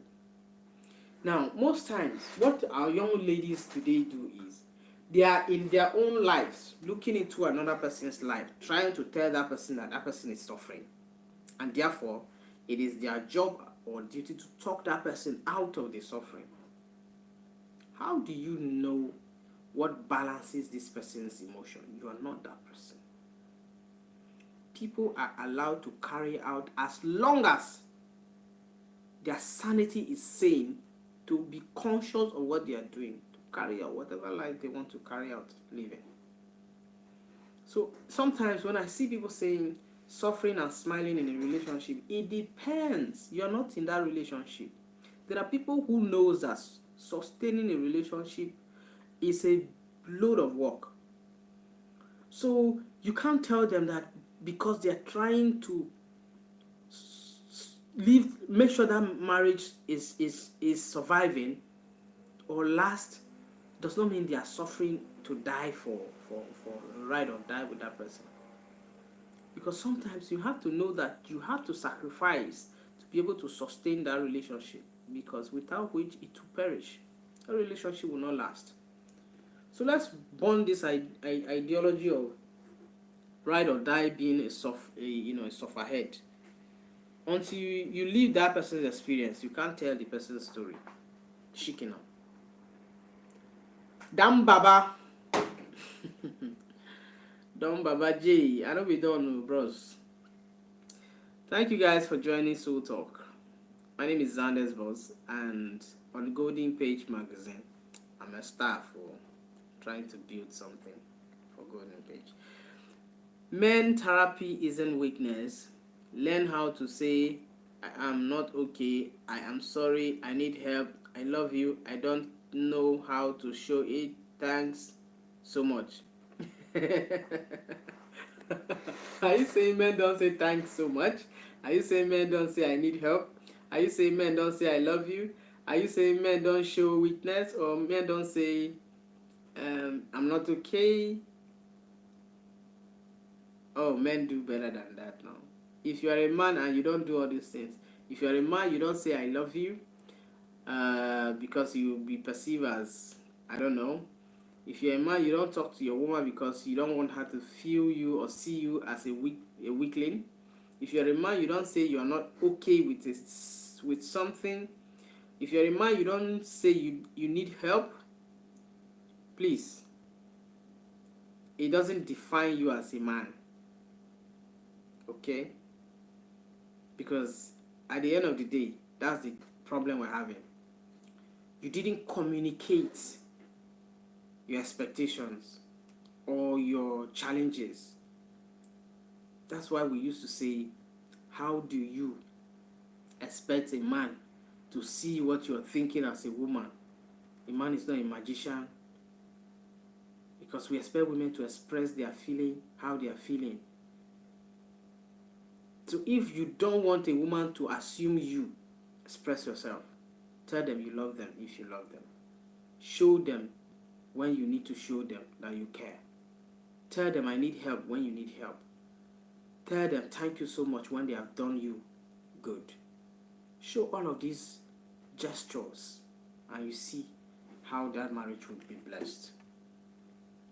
Rebecca from Bordeaux. Rebecca said, an average African man is expected to be a wallet, a wall, and a warrior.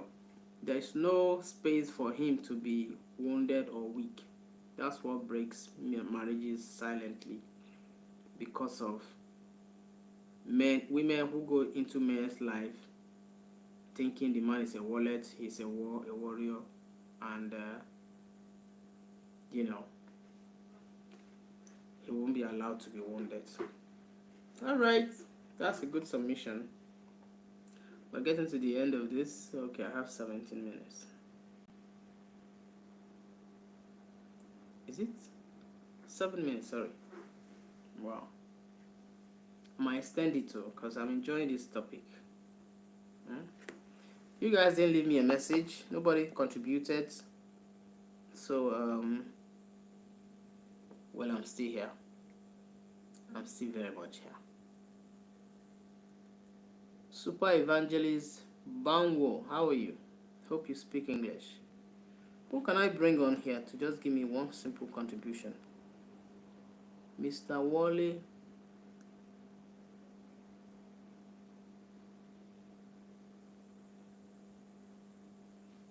Let me add you.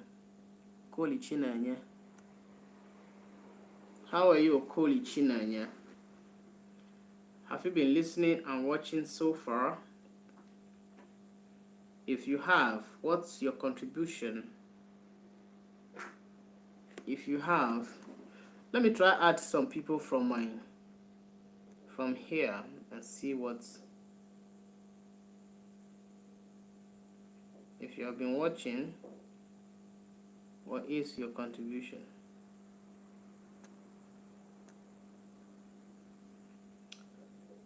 If you are just joining us, thank you and welcome to Soul Talk.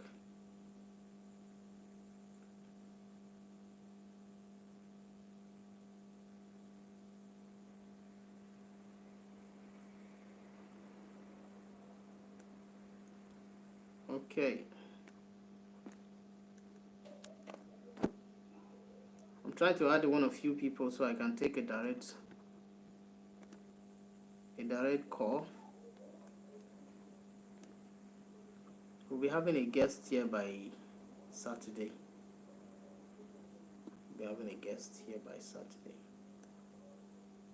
If you guys watch Daddy Freeze, you should watch me.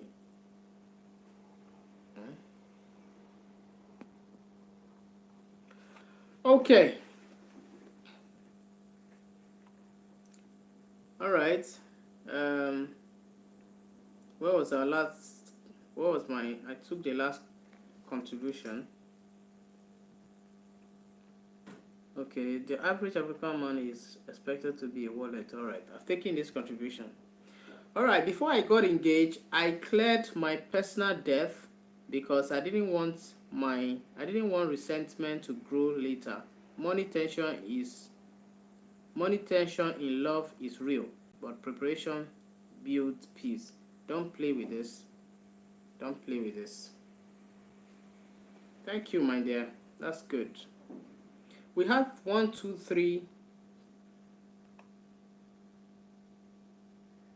Oh, we had about 112 contributions.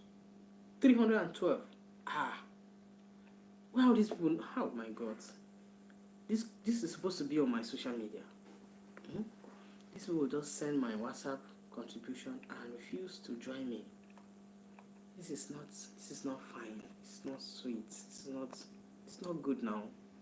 It's not good. 312 people send messages. It's easy to send WhatsApp message, and then it's not easy to join me here to make contribution. Okay. Why not day? I have a few minutes to round up. All right.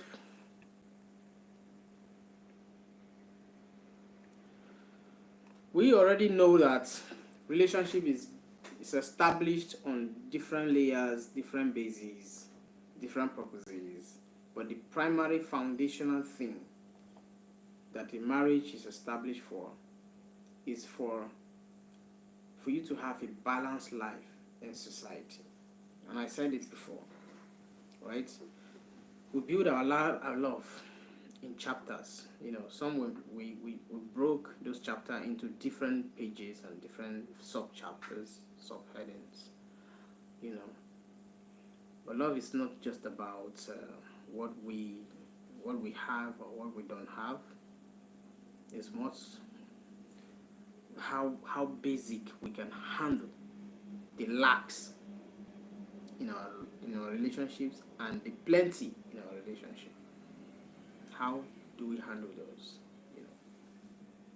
So that we end up having a good, healthy relationship. This has been Soul Talk Hour with Zandes Boss here on Golden Page Magazine. If you're just joining me, thank you for joining. It has been a very resourceful, time with you guys, being here with me. All I can say is thank you for joining this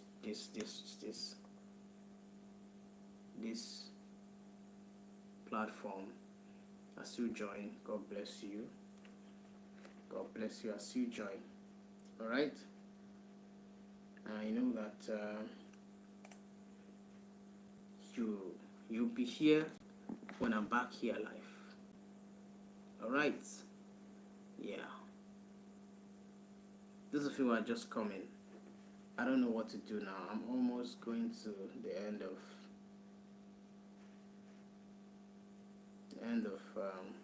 this episode. So have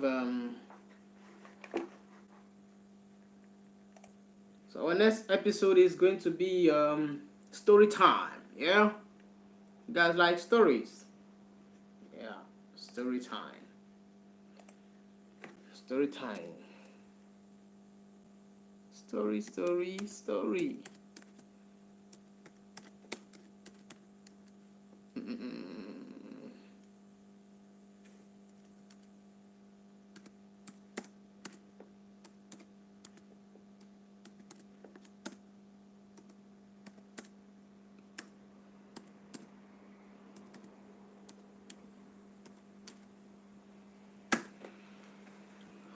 Thank you guys for joining. I'm almost rounding up with the topic of the pressure of financial burden on men and women, and why young people don't want to, get into marriages early enough. And the median age for marriage nowadays have been shifted from a normal average 27 to 24 to 27 and 30 to 30 years, 35 and 40. And we have to fight back because society have actually decompressed all of the pressure into a bulk of it. That's why you see yourself when you are 24 and 30 as if you're still very young. You're not. You need to plan early, take that step early, start that journey early, so that when you miss the step, you can take another step. When you fail, you can start again. If you fall, you rise again. Marriage is an important aspect of our life. It's the foundation of our success. If you want to test it, try it. I'm not talking about dating or just having babies with a baby mama. An official legal marriage. It is the foundation of success, because here is two people coming together to join resources, emotional intelligence, capital resources, whatever resources you can name it. I'm not talking about finances. All of the things that will make stability run successfully is what you have when you have a marriage. A successful marriage comes when two people agree to embark on that journey without any biases. That value that you create, that brings the value of relationship to where you have it, and then you have success out of it. If you do not have to plan for it, then you see that at the end of the day, what you have is struggle, and then eventually you'll fail. Start early, so that when you start early, you can get to your destination early. It's important that you know these things. Thank you for joining this particular episode. I'm getting to another episode here on Soul Talk Radio, and here is going to be our story time. On story time, we talk about stories. We tell you stories that actually you have to enjoy while you listen. Thank you very much. I'm moving on, all right, so that we can get into other stories, right? Bless you.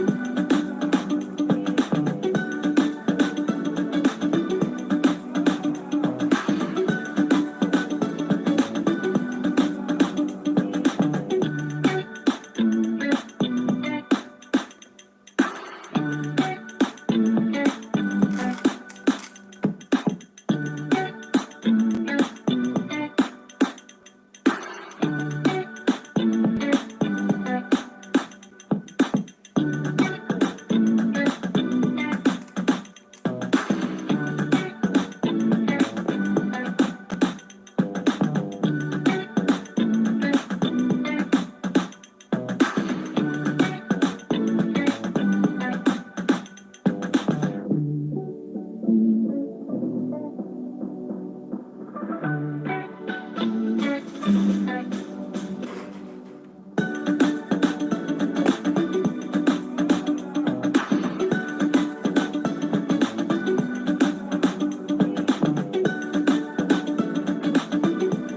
ladies and gentlemen. Thank you for joining me.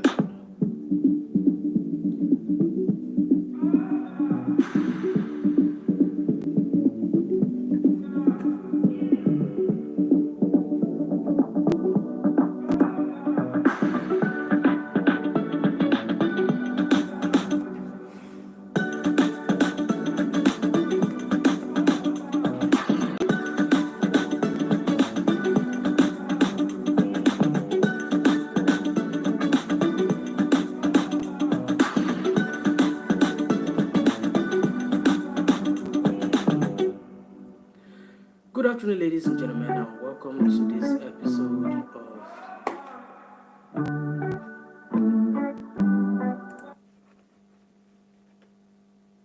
All right, good afternoon, ladies and gentlemen, and welcome to another episode of today's People and Places Life Story. We are taking you to the people and places, and we are going to be telling you the story of Mr. Trickles. We all know Mr. Trickles. Yes, Mr. Trickles. On today's episode, we are going to read chapter 4, The Glow Beneath the Mud. Ever since Mr. Trickles returned from the Stones of Stillness, the Pond of Hill felt different. It wasn't just the gentle current swirling where stillness used to be, it was the fish. They no longer whispered scary stories when they passed the rocks. Instead, they whispered wonder. Did you hear? Said a young guppy. Mr. Trickle went into the stillness and came out glowing. He's got a magic scale? Finny, are you joking? Says in the light up and the danger is getting near. Mr. Trickles, you mean he goes all to the light and still current? Mr. Trickles, oh no, I didn't feel it was magical, but he is so small and shimmering like a scale from the guardian of stillness. Was he floating just above his fin? Oh, no, he wasn't. He paused with a gentle blue light, calm, steady, and always warm. One foggy evening, just as the sky turned purple, Luma came rushing to Mr. Trickle, out of breath and wide eyes. The mud! The mud! He passed in, and he collapsed. And what? Gabi trapped under it. Gabi was a gentle catfish who dug tunnels in the pond floor and told the best of stories and the best of jokes. But the muddy trenches he called home was unstable, and now it had finally caved in. Without a moment's hesitation, Mr. Trickle swam hard towards the bottom of the pond. The water grew murky, thick, and stirred up. Silk. Other fishes hovered nearby too, frightened to go into the stillness. He is stuck in deep, he claims and whispers. We can't even see in there. Mr. Trickles, are you sure you can get him out? He said. Mr. Trickles clenched his fins and looked down into the darkness. Then the scale began to glow. Just a soft blue now, but bright, steady gold. The mud shimmered around it, and Mr. Trickles realized this, showing so he is powerful and mighty in his tiny fin. I am leading the way in the cave. Come with me, shovel, double. He moved forward. Everything was cloudy, muddy, as he clung to his fins, sealed and swelled in his eyes. But the glowing scale lit a narrow path like a torch in the fog. As he moved towards the cave, Gobby began to frighten himself. Mr. Trickles, he called. In a faint, muffled voice, he replied, "Here, I'm down here. I am going into the cave." And then another voice came. "I can't move. I can't move." Mr. Trickles followed the voice. Guided by the glowing scale, he reaches the edge of the collapsed tunnel and saw Gabby, wide eyes peeking through a crack. "You came for me?" Mr. Gabby croaked. "Of course," Mr. Trickles said. "Hold still." Using his tall and tiny fin, Trickle started to dig while Luma arrives too, using her shell to scoop away soft patches. More fish joined. Even Finny, nervously but very determined, hopped in, pushed aside all the rocks. Bit by bit, they cleared the path. Then, with the final shove, Gobby wiggled free and floated up, gasping with relief. The whole pond erupted in cheers. Later, under the alley, the leaves that Gabby leaves on that parted, and Mr. Trickles gently went back and forth. "You didn't just save me," said Mr. Gabby. "You brought us together." And he was right. That day, all the fishes from every corner of the pond, fast swimmers, shy and swellers, came from the bottom up, and even grumpy old Mossback had to come to help, to lending them all might was to Mr. Trickle's glowing scale as its side. From that day forward, Mr. Littlefish, who once feared swimming, became the light in the dark. Whenever trouble stirred or mystery looms, all eyes turn to Mr. Trickles. "He is a brave man, said Gabby. "But very little. He is very little. You can't even think he can do such a brave work." "But he is brave, said Mr. Gabby. And so Mr. Trickles becomes the hero of the pond. End of chapter 4. That was chapter 4 of the story and adventure of Mr. Trickles. The story of Mr. Trickles continues as we give you chapter 5. In chapter 5, we read the current of whispers. The current of whispers in chapter 5 in the adventure of Mr. Trickles. My phone has just fallen.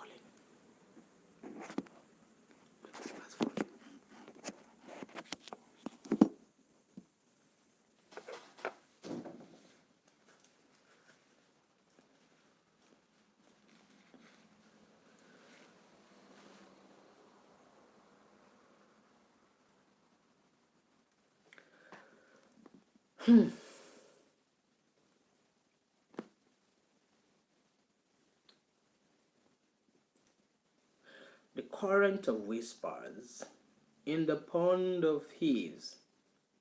That day was a quiet and a very looming dark day. Even the reeds near the western edge, where frogs usually croak out of tune, lullabies, and other creatures were still in the cave waiting for Mr. Trickles to swim gently along the lily lined in the borders with Luma, watching how the water barely moved. "Something is wrong," Luma whispered. Mr. Trickle felt it too, but not fear. Exactly, but unease, like the pond was holding its breath. Just then, a cluster of small minnows darted by panic. "They are coming! They are coming!" Through the old trappings, one cried out. "Who is coming?" asked Trickles, stopping them. The dark tail, gasped the minnows. They were all formed and all together, forming a cluster of stream. Where are they coming from? Mr. Trickles asked. I can feel the chill ripples across my fins. But this is not a forgotten stream. Is it not even narrow and black water path that I connected you people? Why are you taking me through this narrow path?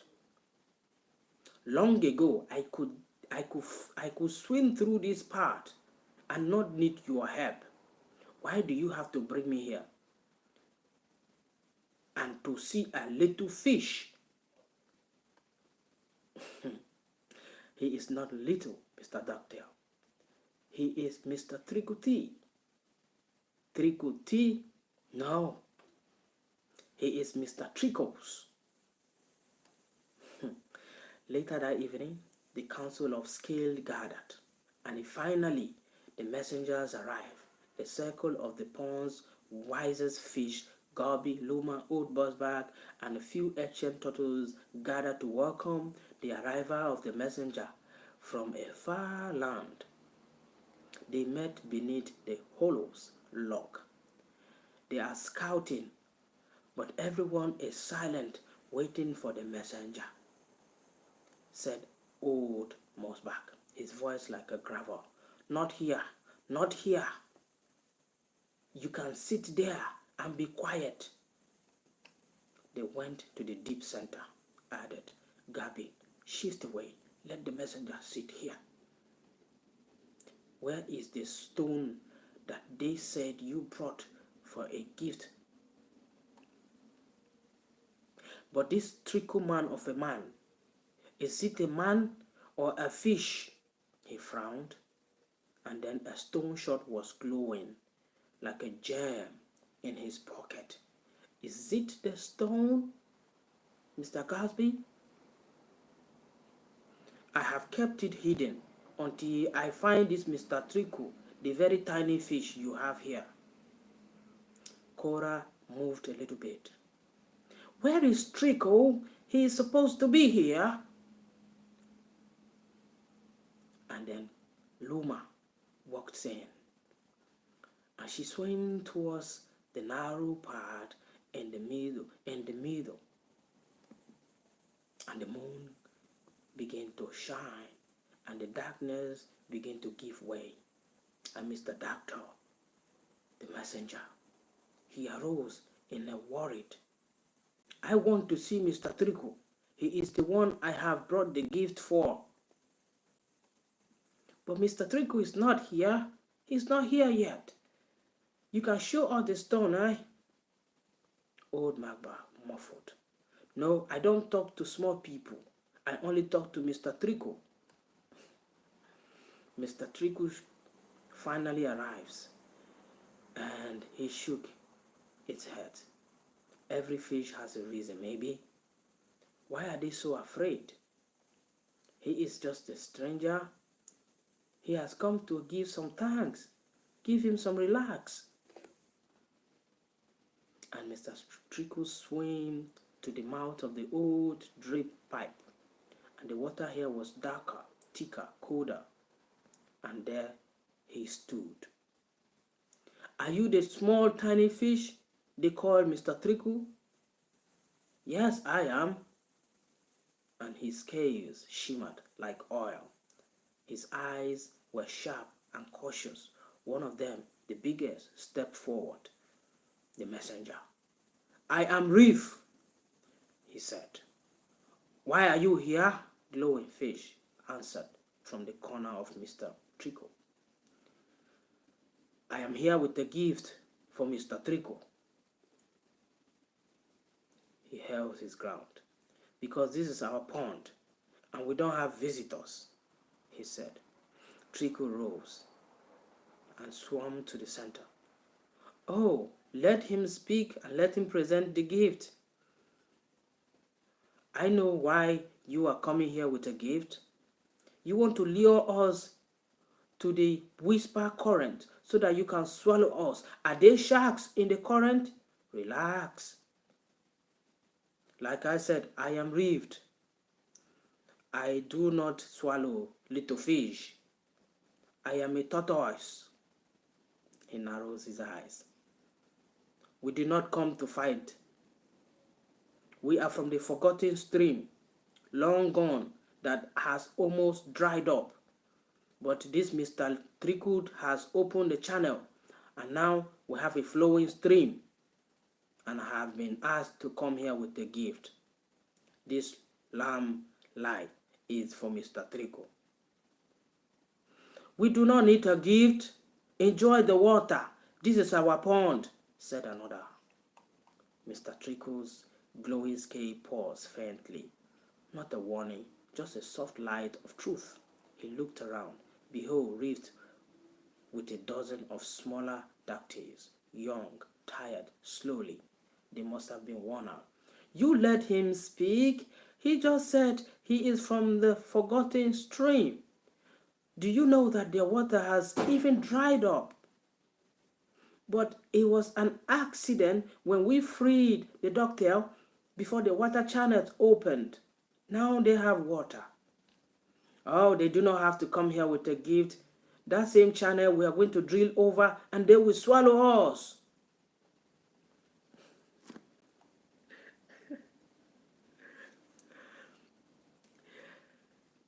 That night, the council dismissed the messengers and they all parted ways. But we can't let them in again through the same channel. They are very dangerous, Masbach growled. They will take everything if we let them into our pond. They need everything, Mr. Trickle replied. But we can share. Are you suggesting that we let them into our pond? Then Gabi spoke up. He is right. This pond has more than enough if we work together. Besides, who else would swarm into the mud to save others? But Mr. Trickle did. Masbach grumbled. Fine, but one sign of trouble, and I will be snapping my tails. And so, the ducktail were welcomed, not as invaders, but as lost cousins of the water. It was easy. There were arguments, accidents, cold glances, but Mr. Trickle with Luma and Gobi and by his side helped guide both old fish and new through the rough current. He showed them the warmth of the pond and the laughter under the lilies, the songs of the bubbles. Over time, the pond grew stronger, and Mr. Trickles learned something new.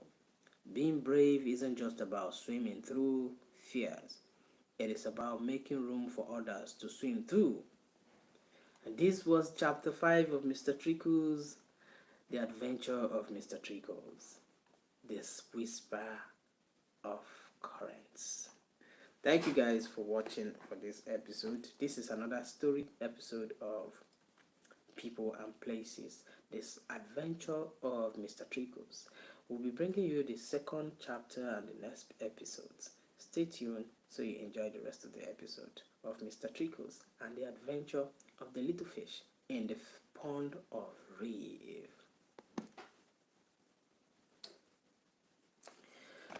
Oh wow. Sometimes reading can be difficult.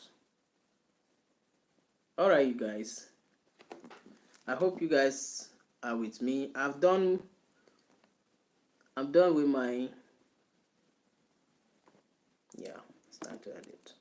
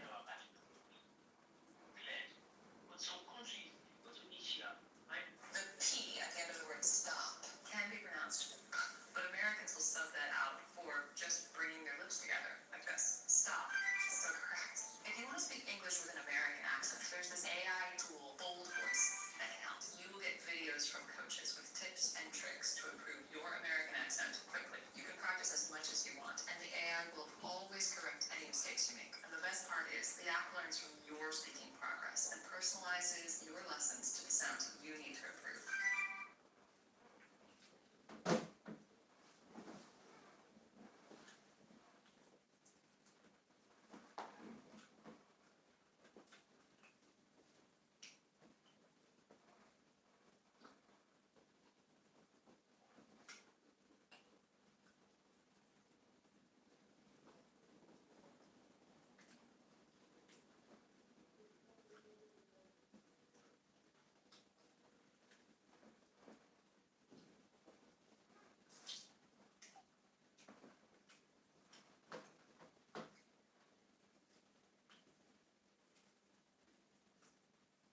Three reasons why you might be quiet in meetings. You don't feel confident in your voice.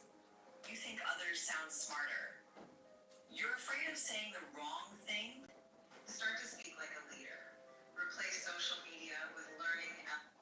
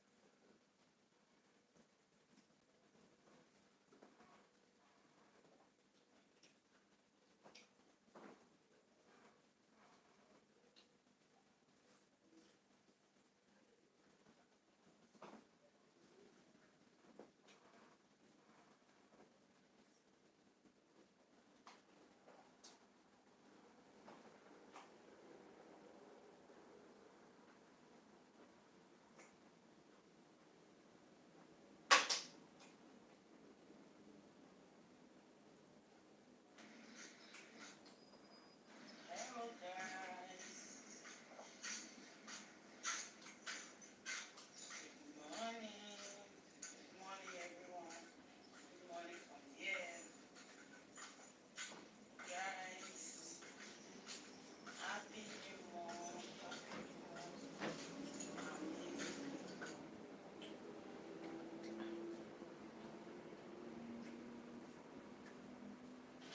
We settled, I'm sure she told you she has gotten 5 million in Nigeria of today. You understand?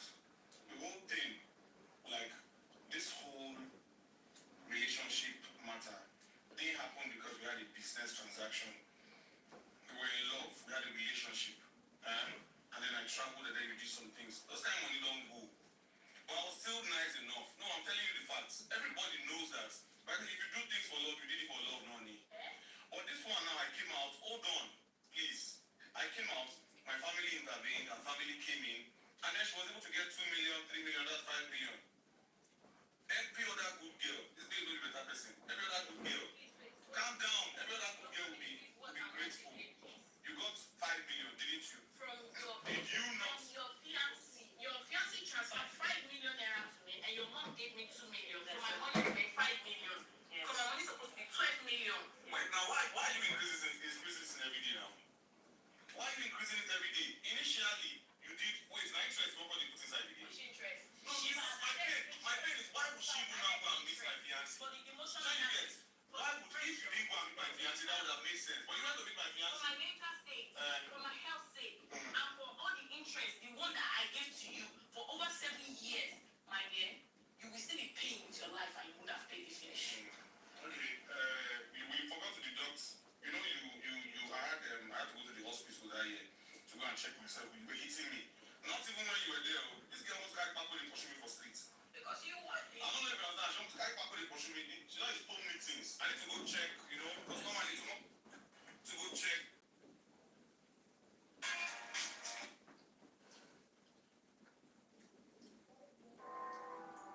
You are a masterpiece, so divine. In every way, your life will shine. God has. This is called viral look. Just for 3 to 5 seconds of your attention. That was a smooth transition and just brought me another 4 seconds of your attention. That was called a hard cut.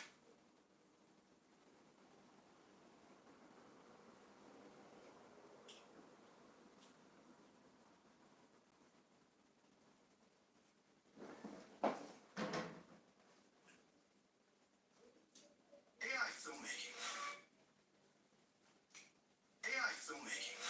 Why are these renders trash? 8 hours left before I'm broke, dumped, and selling my dignity behind a Wendy's for Wi-Fi. No rent, no power, no sex. My girlfriend's packing.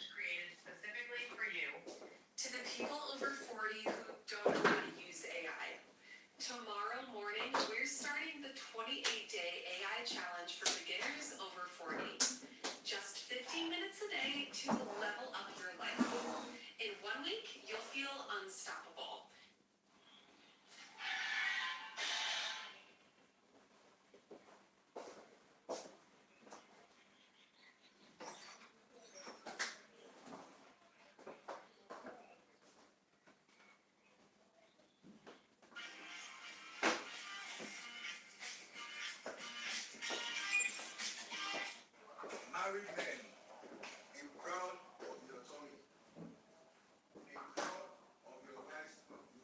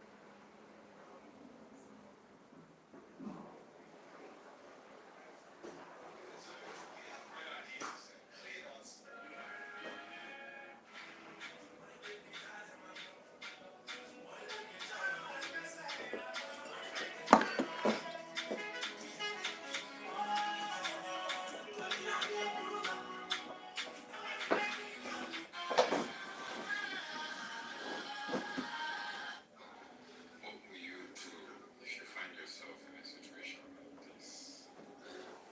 As for me, I don't know. How do you turn a selfie into a viral clip? Open the Hula app, upload your selfie, and two Baba brother don't come and compete for gist about two Baba. Baba, nothing we no go see for this club World Cup wey America dey host to. I bet why they get sniper for stadium wey dey play match. Or what? Anyway, Sha, for security. I just think. I didn't hear you. I'm home. No, no one is here with me.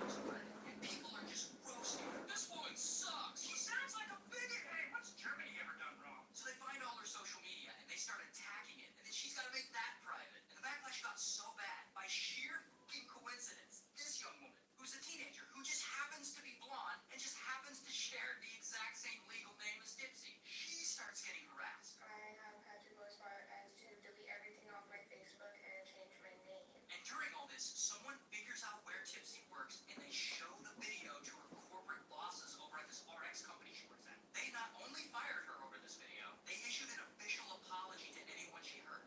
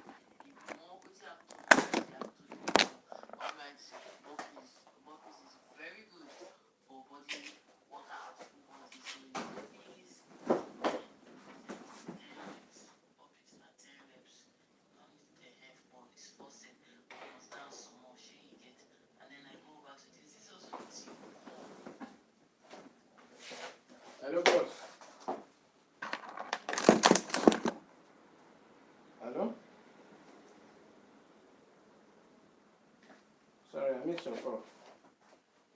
Yeah. So I missed your call. Sorry, my earpiece they come out. So I missed your call.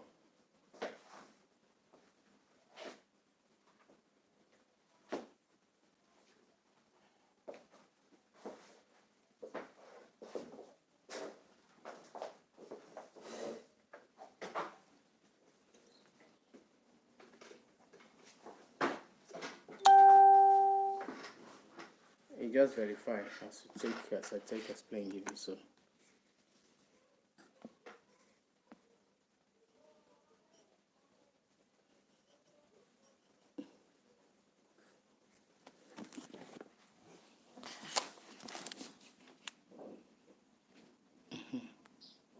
Now normal thing now, you know as these people they behave.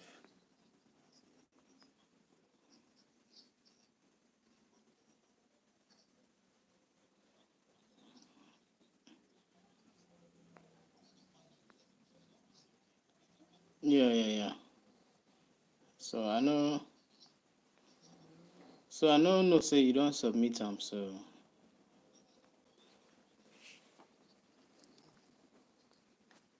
okay. Okay. No wahala, brother. Alright now. I appreciate.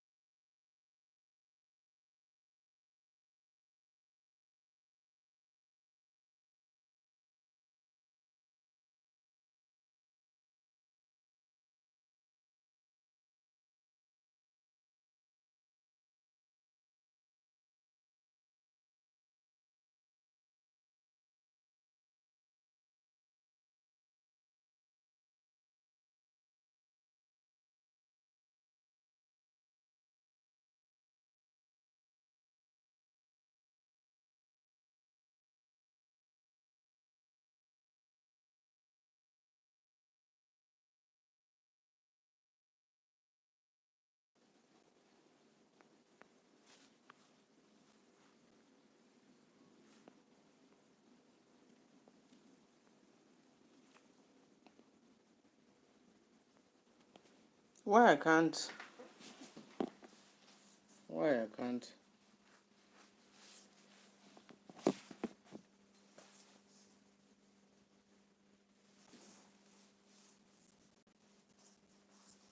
Why can't I leave a comment? Oh man, the mosquito have bitten me. Yeah.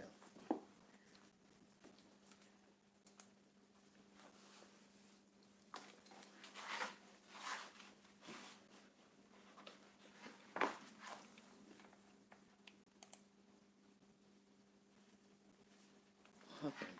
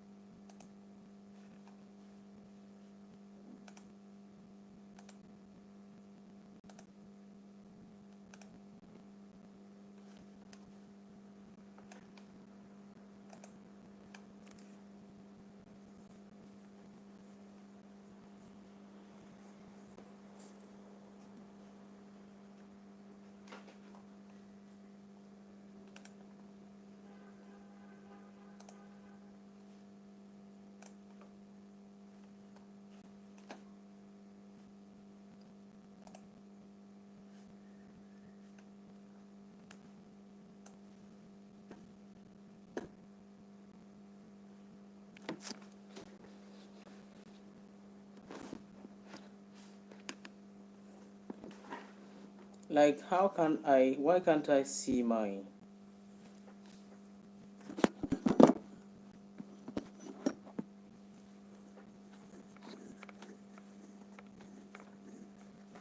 I can't add a comment. Why?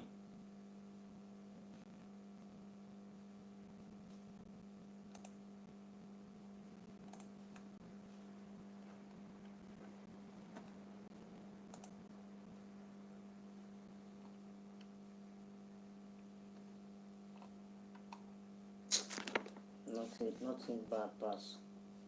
This.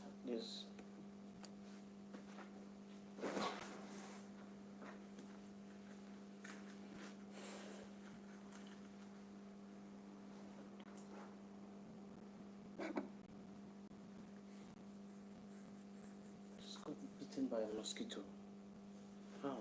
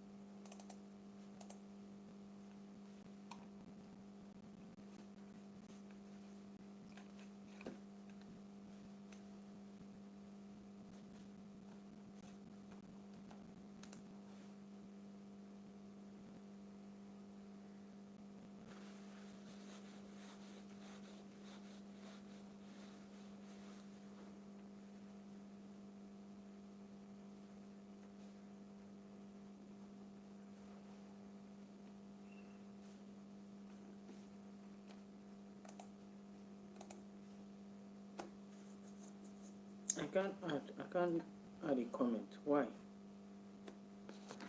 No.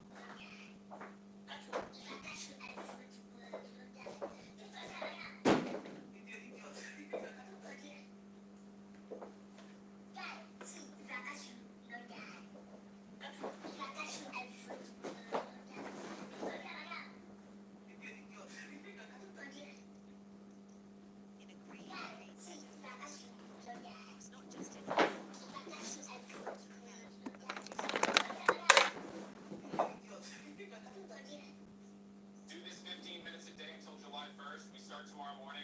Let's be real. Most people over 40 use ChatGPT like it's Google. Copy, paste, ask a basic question, move on. That's not how smart people use AI. Tomorrow, we're starting the 28-day AI challenge for beginners over 40. Just 15 minutes a day to level up. In 1 week, you'll feel unstoppable. In 2 weeks, you'll have your strategy. In a month, you'll wonder why you didn't start sooner. Tap the screen to join us.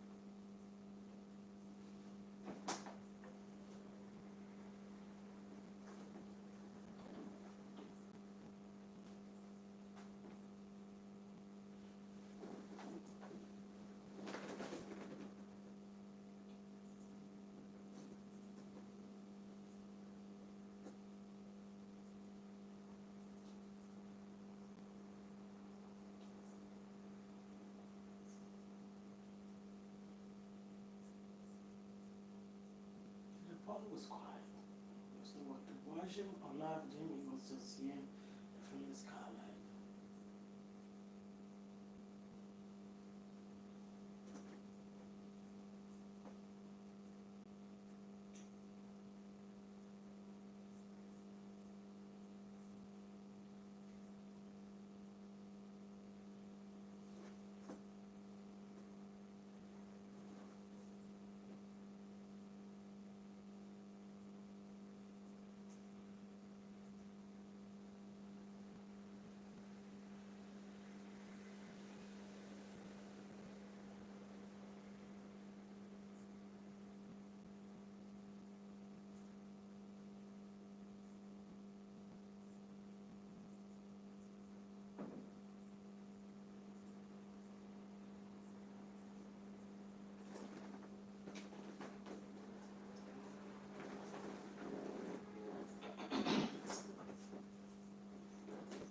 The starlight were still there, twinkling between them.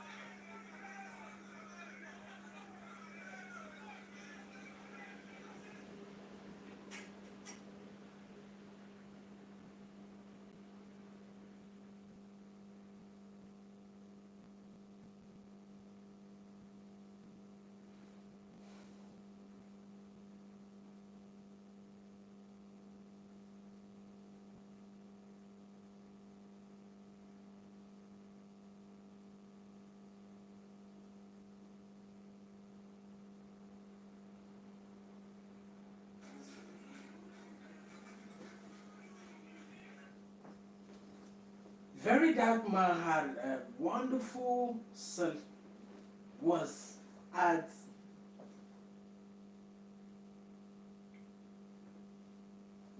Very Dark Man was at Burna Boy's birthday party. Now, what do you make of this?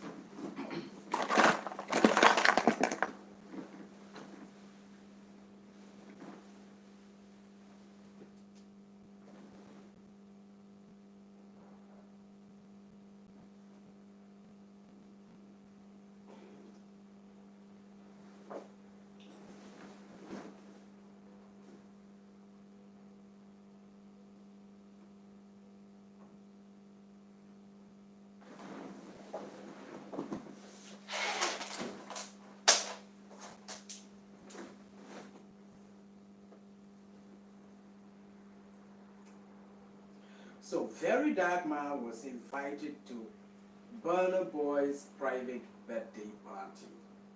There you could see all the inner circles of Burna Boy. And Very Dark Man was introduced by Burna Boy to his family, his mom, his dad, his grandfather, his grandmother, everyone in the inner circles of Burna Boy were in that house, in that party. And Very Dark Man was invited right into the day of the party. What does this tell you? According to how Very Dark Man came out, a lot of Nigerian undermined, including myself, never used to listen to the guy, had no time for him. And then gradually, he conquered even the hardest of men to become followers. Another thing is, Very Dark Man is a man who Nigerians looked at as a mediator between the Nigeria of the future we are looking for and the Nigeria of today. Forget about what the politicians are doing. The people Nigerians are hoping will help Nigeria is not even the politicians anymore. Nigerians are now looking at Very Dark Man as the only man who is going to bring about the change Nigeria desperately desires. And how is this going to happen? Nobody knows. But is this just going to happen the way we see it on social media? Yesterday or the day before, Very Dark Man was in the office of the FCT ministers around his complex protesting about teachers' salary and also protesting about different kinds of things. Very dark man, very dark man, very dark black man. So a lot of people knows that Very Dark Man is a friend to Davido. And for some time, Davido and Very Dark Man they have, I would say it's the social media space, but people are beginning to see through the distance between Very Dark Man and Davido. I think that Very Dark Man know exactly who everyone is. Whether you are good or bad, Very Dark Man knows. And this recent intimate friendship that is building between Burna Boy and Very Dark Man, Nigerians are beginning to think, how is it that just recently Very Dark Man criticized the three biggest African Afrobeat artists, including Davido, who is his pally, Wizkid, and Burna Boy, that Burna Boy is now stretching his arm towards Very Dark Man. Why? What is he looking for? Why the friendship now? Why the friendship though? Is it like what is Burna Boy looking in for the relationship with Very Dark Man? Because the way we see this video, if you look at this video, you see that Burna Boy treats Very Dark Man like he has held a special place for him since the guy started his journey on this social media space, or on his journey of becoming a Nigerian crusader.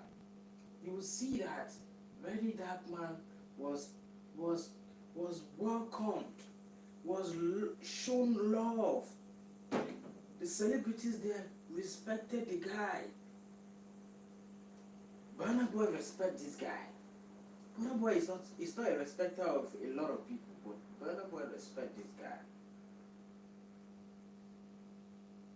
There is a lot of interpretation to this relationship, and I think Burna Boy had always wanted to be a person that fights for the people. It's just that the artist in him takes him through a different route, and a lot of Nigerians can't see how much of that Burna Boy is. So when Burna Boy see himself in Very Dark Man, for a long time he had wished to have an opportunity, an audience with Very Dark Man, which he didn't have. And I think he has, gotten that opportunity and audience. Because, believe it or not, I love Burna Boy as well. And I love Very Dark Man. Two of them have their different approach to why and how they do what they do. But in this video, it tells every story I needed to know about the Burna Boy and his plight for Africa, for people. To stretch arms and welcome Very Dark Man in this manner, it tells you that Very Dark Man has a special place in the mind of Burna Boy. I mean, I see that part where when Very Dark Man approaches Burna Boy's mom, she was saying, "Are we safe?" Because of course, they saw the critics of Very Dark Man of Burna Boy. They saw when Very Dark Man was criticizing Burna Boy, all the things he said about and against Burna Boy. They saw it. They played it to Burna Boy. Burna Boy saw it, and they still welcomed the guy. That is to say, come, let's explain some things to you. That's how I see it. I see Burna Boy and his family telling Very Dark Man, come, I think you have now been welcomed to the Fela's quarters. Because, like it or not, Burna Boy and his family are affiliates of, the likes of Fela. So they are like, okay, let's take you into that carcass. I know Very Dark Man already have a relationship with Fela Kuti, but I think this is another corner of the Fela's legacy. Because Very Dark Man is not just a Very Dark Man. Very Dark Man is the future of Nigeria. Uche.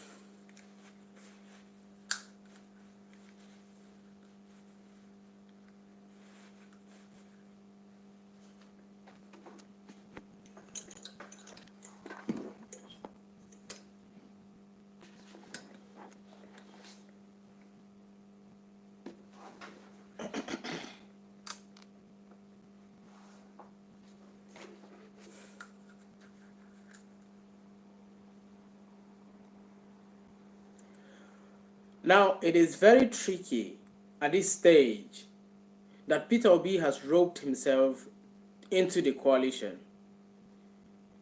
In this coalition, there's Atiku Abubakar, there's Peter Obi. What happens in 2023 was Peter Obi and Atiku Abubakar had negotiations. They had meetings to form a coalition so that the Peter Obi's Labour Party, or before he went to Labour Party, Peter Obi was negotiating with Atiku Abubakar as a running mate. Atiku Abubakar was negotiating with Peter Obi as a running mate. This didn't come to an alignment, which led to them going their separate ways.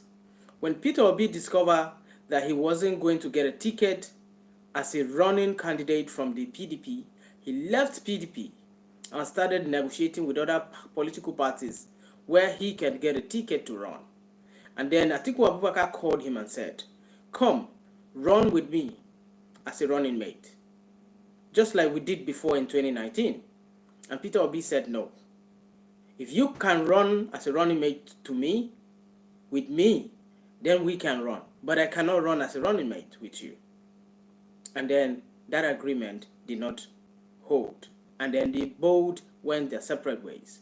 Now this is 2025, 2 years into the next election, 2027.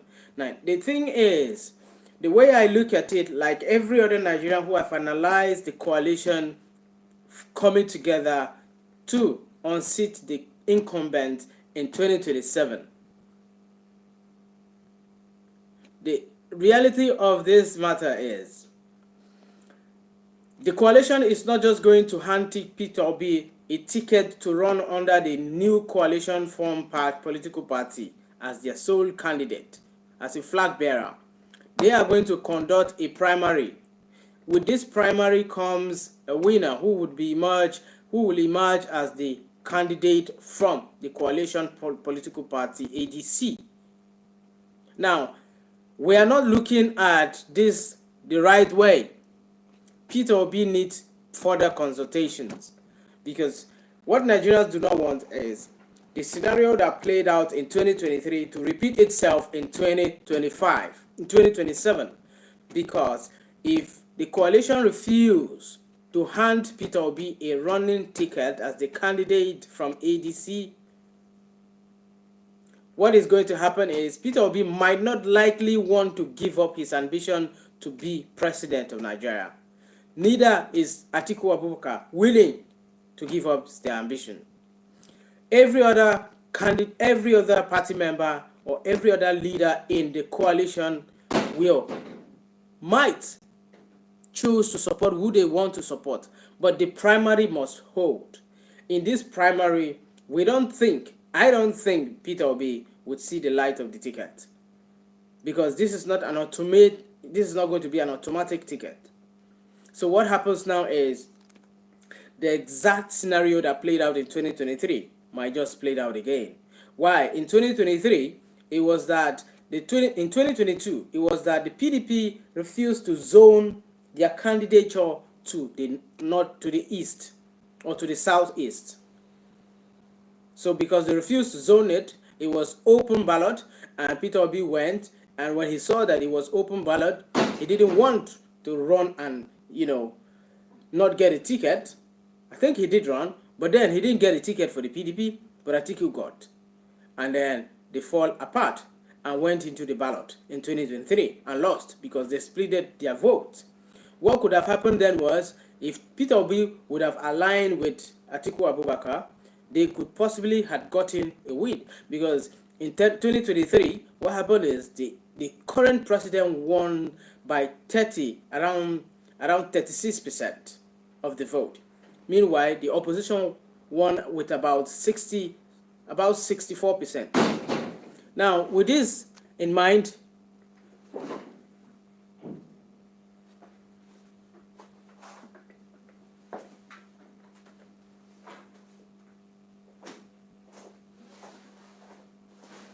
this breeze coming from?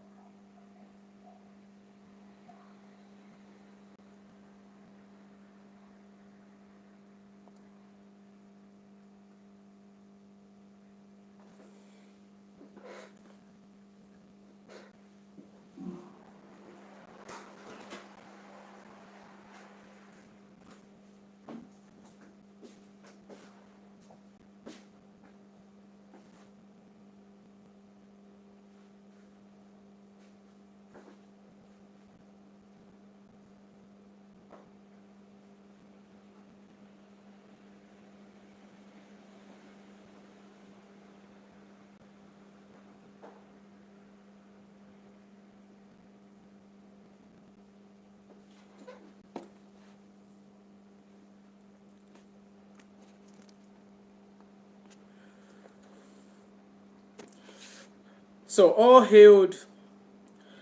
So today, as it stands, Nigeria thinks there's a solution on the way, because the coalition that yesterday was announced, and the coalition that adopted the ADC.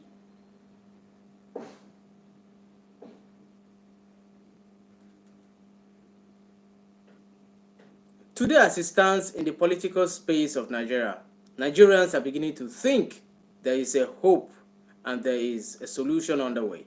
With the coalition adaptation of its political party, ADC, Nigerians believe hope is on the way, because on this coalition we have Peter Obi, who happens to be the frontline hope of Nigeria. And we have Atiku Abubakar, who is also from another political party, a frontline hope for Nigeria. Now, these two political heavyweights have joined forces together in a political party that they adopted to be their party for the next coming general presidential elections. Now, we have Peter Obi in the coalition.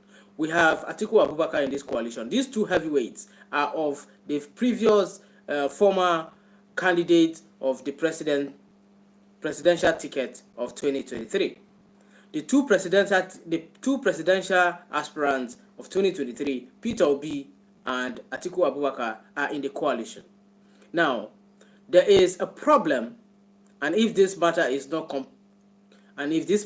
properly resolved, Nigeria might not see if this and there's a problem. If this problem is not given proper consultations, Nigeria might just face the same scenario as it played out in 2023. How? Now, in 2023, there was a PDP. Sorry, in 2023, there was an opposition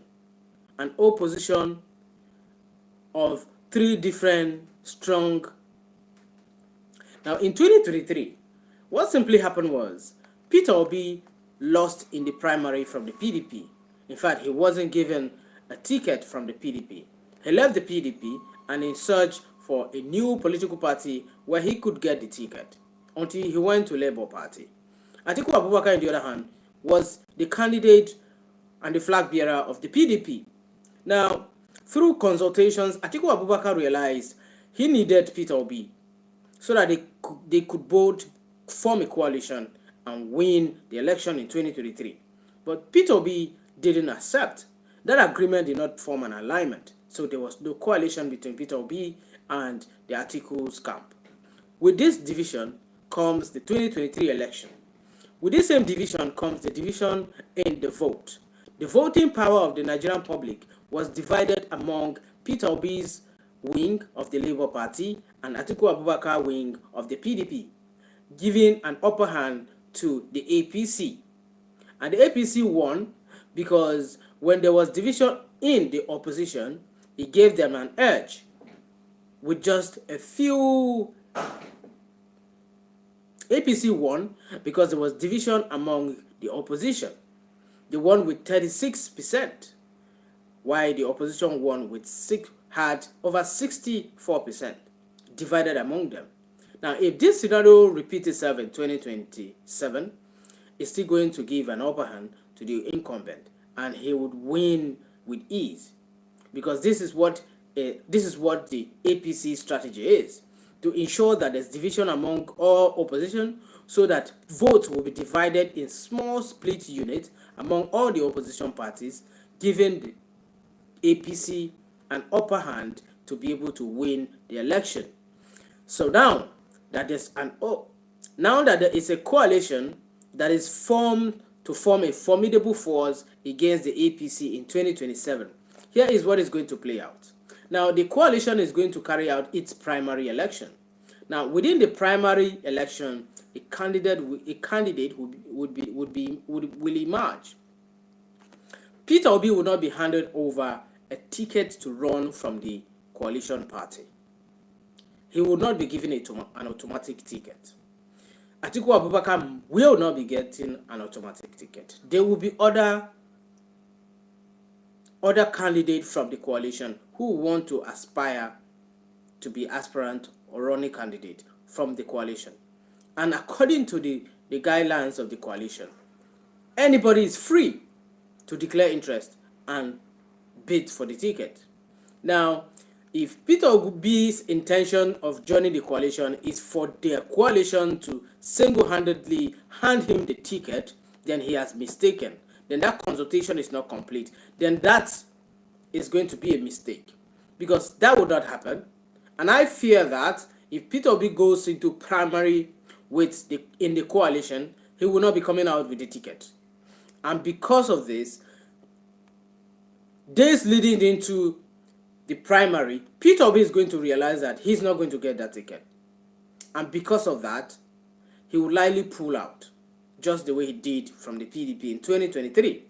And what we'll be left with is Peter Obi is going to pull out, and when he pulls out, he's going to go back to his other party to reorient his followers and tell them, look, these people are not ready for this and that and that. But today, as we're talking, it seems like everyone is on the good side of the table. But would this good side of agreement last long? Would they last to the day of the primaries? Would they just say, okay, now that we've come together, for them to have picked someone like former Senator David Mark to be the chairman of the coalition party, Arigbashola as the Secretary General of the party, then they could easily allow Peter Obi to be the sole running candidate or the flag bearer of the party. I doubt this will happen because Peter Obi is in the same boat with Atiku Abubakar, the same scenario that happened in 2023. Now the question is, will Atiku Abubakar and Peter Obi agree now in 2025 that they are going to be running mates in 2027? Will they agree? If so, then there will be a Peter Obi Atiku Abubakar's ticket from the coalition. Then we have a chance. Then the coalition will have a chance. Without which, if the coalition goes the route that I see, because I know Atiku Abubakar will not, at this time, forfeit his ambition to become president for Peter Obi. And I don't think Peter Obi, at this time, will be forfeiting his ambition to change Nigeria for Atiku Abubakar. So what is the essence of the coalition? The coalition says, according to all the leaders and the stakeholders in the coalition, they want to take the APC out of office. Now, to do that, they don't care who wins the election. They don't care who will be the flag bearer of the coalition party. Of course they do. Of course they do. Now, here is where the analysis will start from. You see them saying something like, Atiku Abubakar has a better chance of winning the election. So let's get Atiku Abubakar the ticket to run from the coalition party. Others will say, oh, Peter Obi has a following. He has the obedient behind him. He has a massive acceptance among Nigerians. So let's hand him the ticket. And Atiku Abubakar is going to drag it and drag it and drag it until a few months into the election. And he's still going to not let go. And with that, there is no agreement, but there's a coalition. So it's going to end up a primary. With the primary going on, it's going to rely on what? Those who are going to go for the primary. Who are those who are going for the primary elections? Within the coalition, there are going to be a primary, there's going to be a primary election. And in the primary election,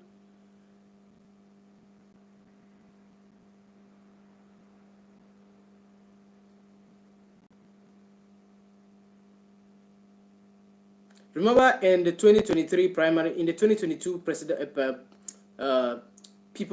PDP's primary presidential election, Peter Obi said he was not willing to bribe anyone. So what will happen is, when Peter Obi refused to bribe in the primaries so that he will win the election, Atiku might throw his weight at it, because when those what do they call these people? Delegates. When those delegates of the coalition gets to nominate or vote their candidate to have the flag bearer of the coalition party, if Peter Obi refused to cooperate as a Nigerian man, as a Nigerian politician, just the same way he refuses in 2023, he's just going to lose the ticket outrightly in the primaries. And Atiku will pick the tickets in the primaries. And by this time, it will now be a primary already decided by the coalition. And if Peter Obi refused to run as a running mate to Atiku Abubakar, then it's over, because you end up in the ballot box. At the end of the day, the coalition will take a chunk percent of the vote, and then Peter Obi will take a better chunk of the votes, and the remaining chunk of the vote will go to the incumbent president. And by that, he's going to win the election, maintaining power. So you see, there is an issue here. So if you're telling me that all of the coalition leaders do not aspire to be president, they just want a working Nigeria, by whoever emerge as president from the coalition is fine, then there is no coalition proper investigated agreement here. Because I know for certainty that Peter Obi wants to be president of Nigeria. I know for certainty that Mr. Atiku Obi or Vice President Atiku Obi, Vice President Atiku Abubakar wants to be president of Nigeria.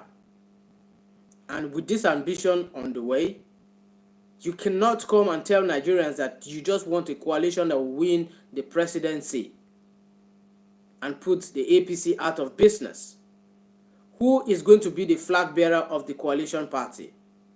We both know that there are two people here, two candidates here already from their various parties who joined the coalition. So this is a problem. And what we end up having, what we are going to end up having is in 2027, APC will ensure that there's division among the coalition and other smaller opposition parties to ensure that votes are being split. APC might not target, certainly APC will target delegates from the coalition. We remember that one of the party man from the ADC yesterday already went on television and said that the coalition has hijacked ADC. Now, there are factions among the ADCs that will be mobilized by the APC to disrupt the coalition's plan towards the time when the primaries will be held. And with that disruption will come with division among the coalition. And this will happen barely 8 months to the election. When it's going to happen, it's going to start with delegates. It's going to start with the members of the coalition, because it's too early to stand firm. Everyone is on fire now. All the leaders and stakeholders of the coalition are on fire now, wanting a better Nigeria. However, their guilty conscience is chasing after them and chastising them. Now they are looking for a solution for Nigeria. That's what everyone is claiming. I mean, I heard El-Rufai saying that what he wants to do now is to re-amend his mistake for contributing to bringing about the current leadership right now of Mr. Bola Ahmed Tinubu. And because of that, he's not happy that things are turning the way they are turning with in Nigeria today. So all he just wants to do is to see that the APC is taken out of power. Same with Amechi. Now, when you have people like this, that Nigerians think they are all just frustrated politicians who lost in their various bids, now coming together to form a formidable force against the APC, would they actually have a chance? Remember, they are dealing with a technocrat, not just a politician without a godfather. The final bus stop of politics in Nigeria ends with Bola Ahmed Tinubu. So there's nothing you can play now that is new to him. He knows, he plays this game so well that he knows the end from the beginning. So he has the master plan in his head, though we give him credit too much for that. But I think that he is the godfather of Nigerian politics himself. He has made presidents. He didn't just win the election, he made himself president. Whether you like it or not, he has made presidents, he has given people presidency, he has handed people the key to Aso Rock. This is a man who single-handedly made someone a president with an agreement that after your turn, it would be my turn. Now, the coalition need to be careful when they are making their agreements, because here you have an incumbent who knows the nooks and crannies of Nigerian loopholes in politics. Whoever you think you have in the coalition that is so solid, remember, there is an opposition, a ruling party opposition that you are going against. And with a person like Ahmed Bola Tinubu, the President of the Federal Republic of Nigeria, you want to take him out with this coalition, with these questionable people and characters in the coalition. No matter how you think you repented, Nigeria knows through you. And what Nigeria is looking for is not a coalition. Nigeria is looking for a real leader that is going to transform Nigeria. But Nigerians don't really care about your coalition. If you pick who Nigeria wants, Nigeria will go with you. But if you pick who Nigeria do not want, Nigerians won't go with you to the ballot vote. They rather don't go to vote. So here is the trick. Peter Obi, whom Nigerians seems, a lot of Nigerians rather, seems to be hoping for, who has joined the coalition, if the coalition refuses him ticket automatically, of course they are not going to refuse him ticket, but he's going to go through the primaries. But as I know, as you know, it wouldn't be fair that he just got a ticket. No, it wouldn't be fair. This is democracy. He has to go through the process of voting. So the delegates from the coalition will have to vet him and vote for him to be president or the flag bearer of the new coalited political party, ADC. But because I know for sure that these two heavyweights would not back down for each other, then it has to be that Peter Obi is letting off his own running mate, Datti. When Peter Obi accepts or decide to let off his running mate of 2023, then he will be a running mate to Atiku Abubakar. There is no two ways about it. Peter Obi and Atiku Abubakar have to be in the same ticket. If not, the same thing that played out in 2023 will play out in 2024, in 2027. If not, the same thing that played out in 2023 will play out in 2027. But here is the catch. If Peter Obi chooses today that he's going to stick with the Labour Party, he's going to stick with his former party, the Labour Party, regardless, I believe that with the momentum he has gathered so far, that he can dare to win this election. But then Atiku Abubakar will be challenging that from his own coalited party. That is where the problem is. This is Perspective here on Golden Page TV. Thank you for watching.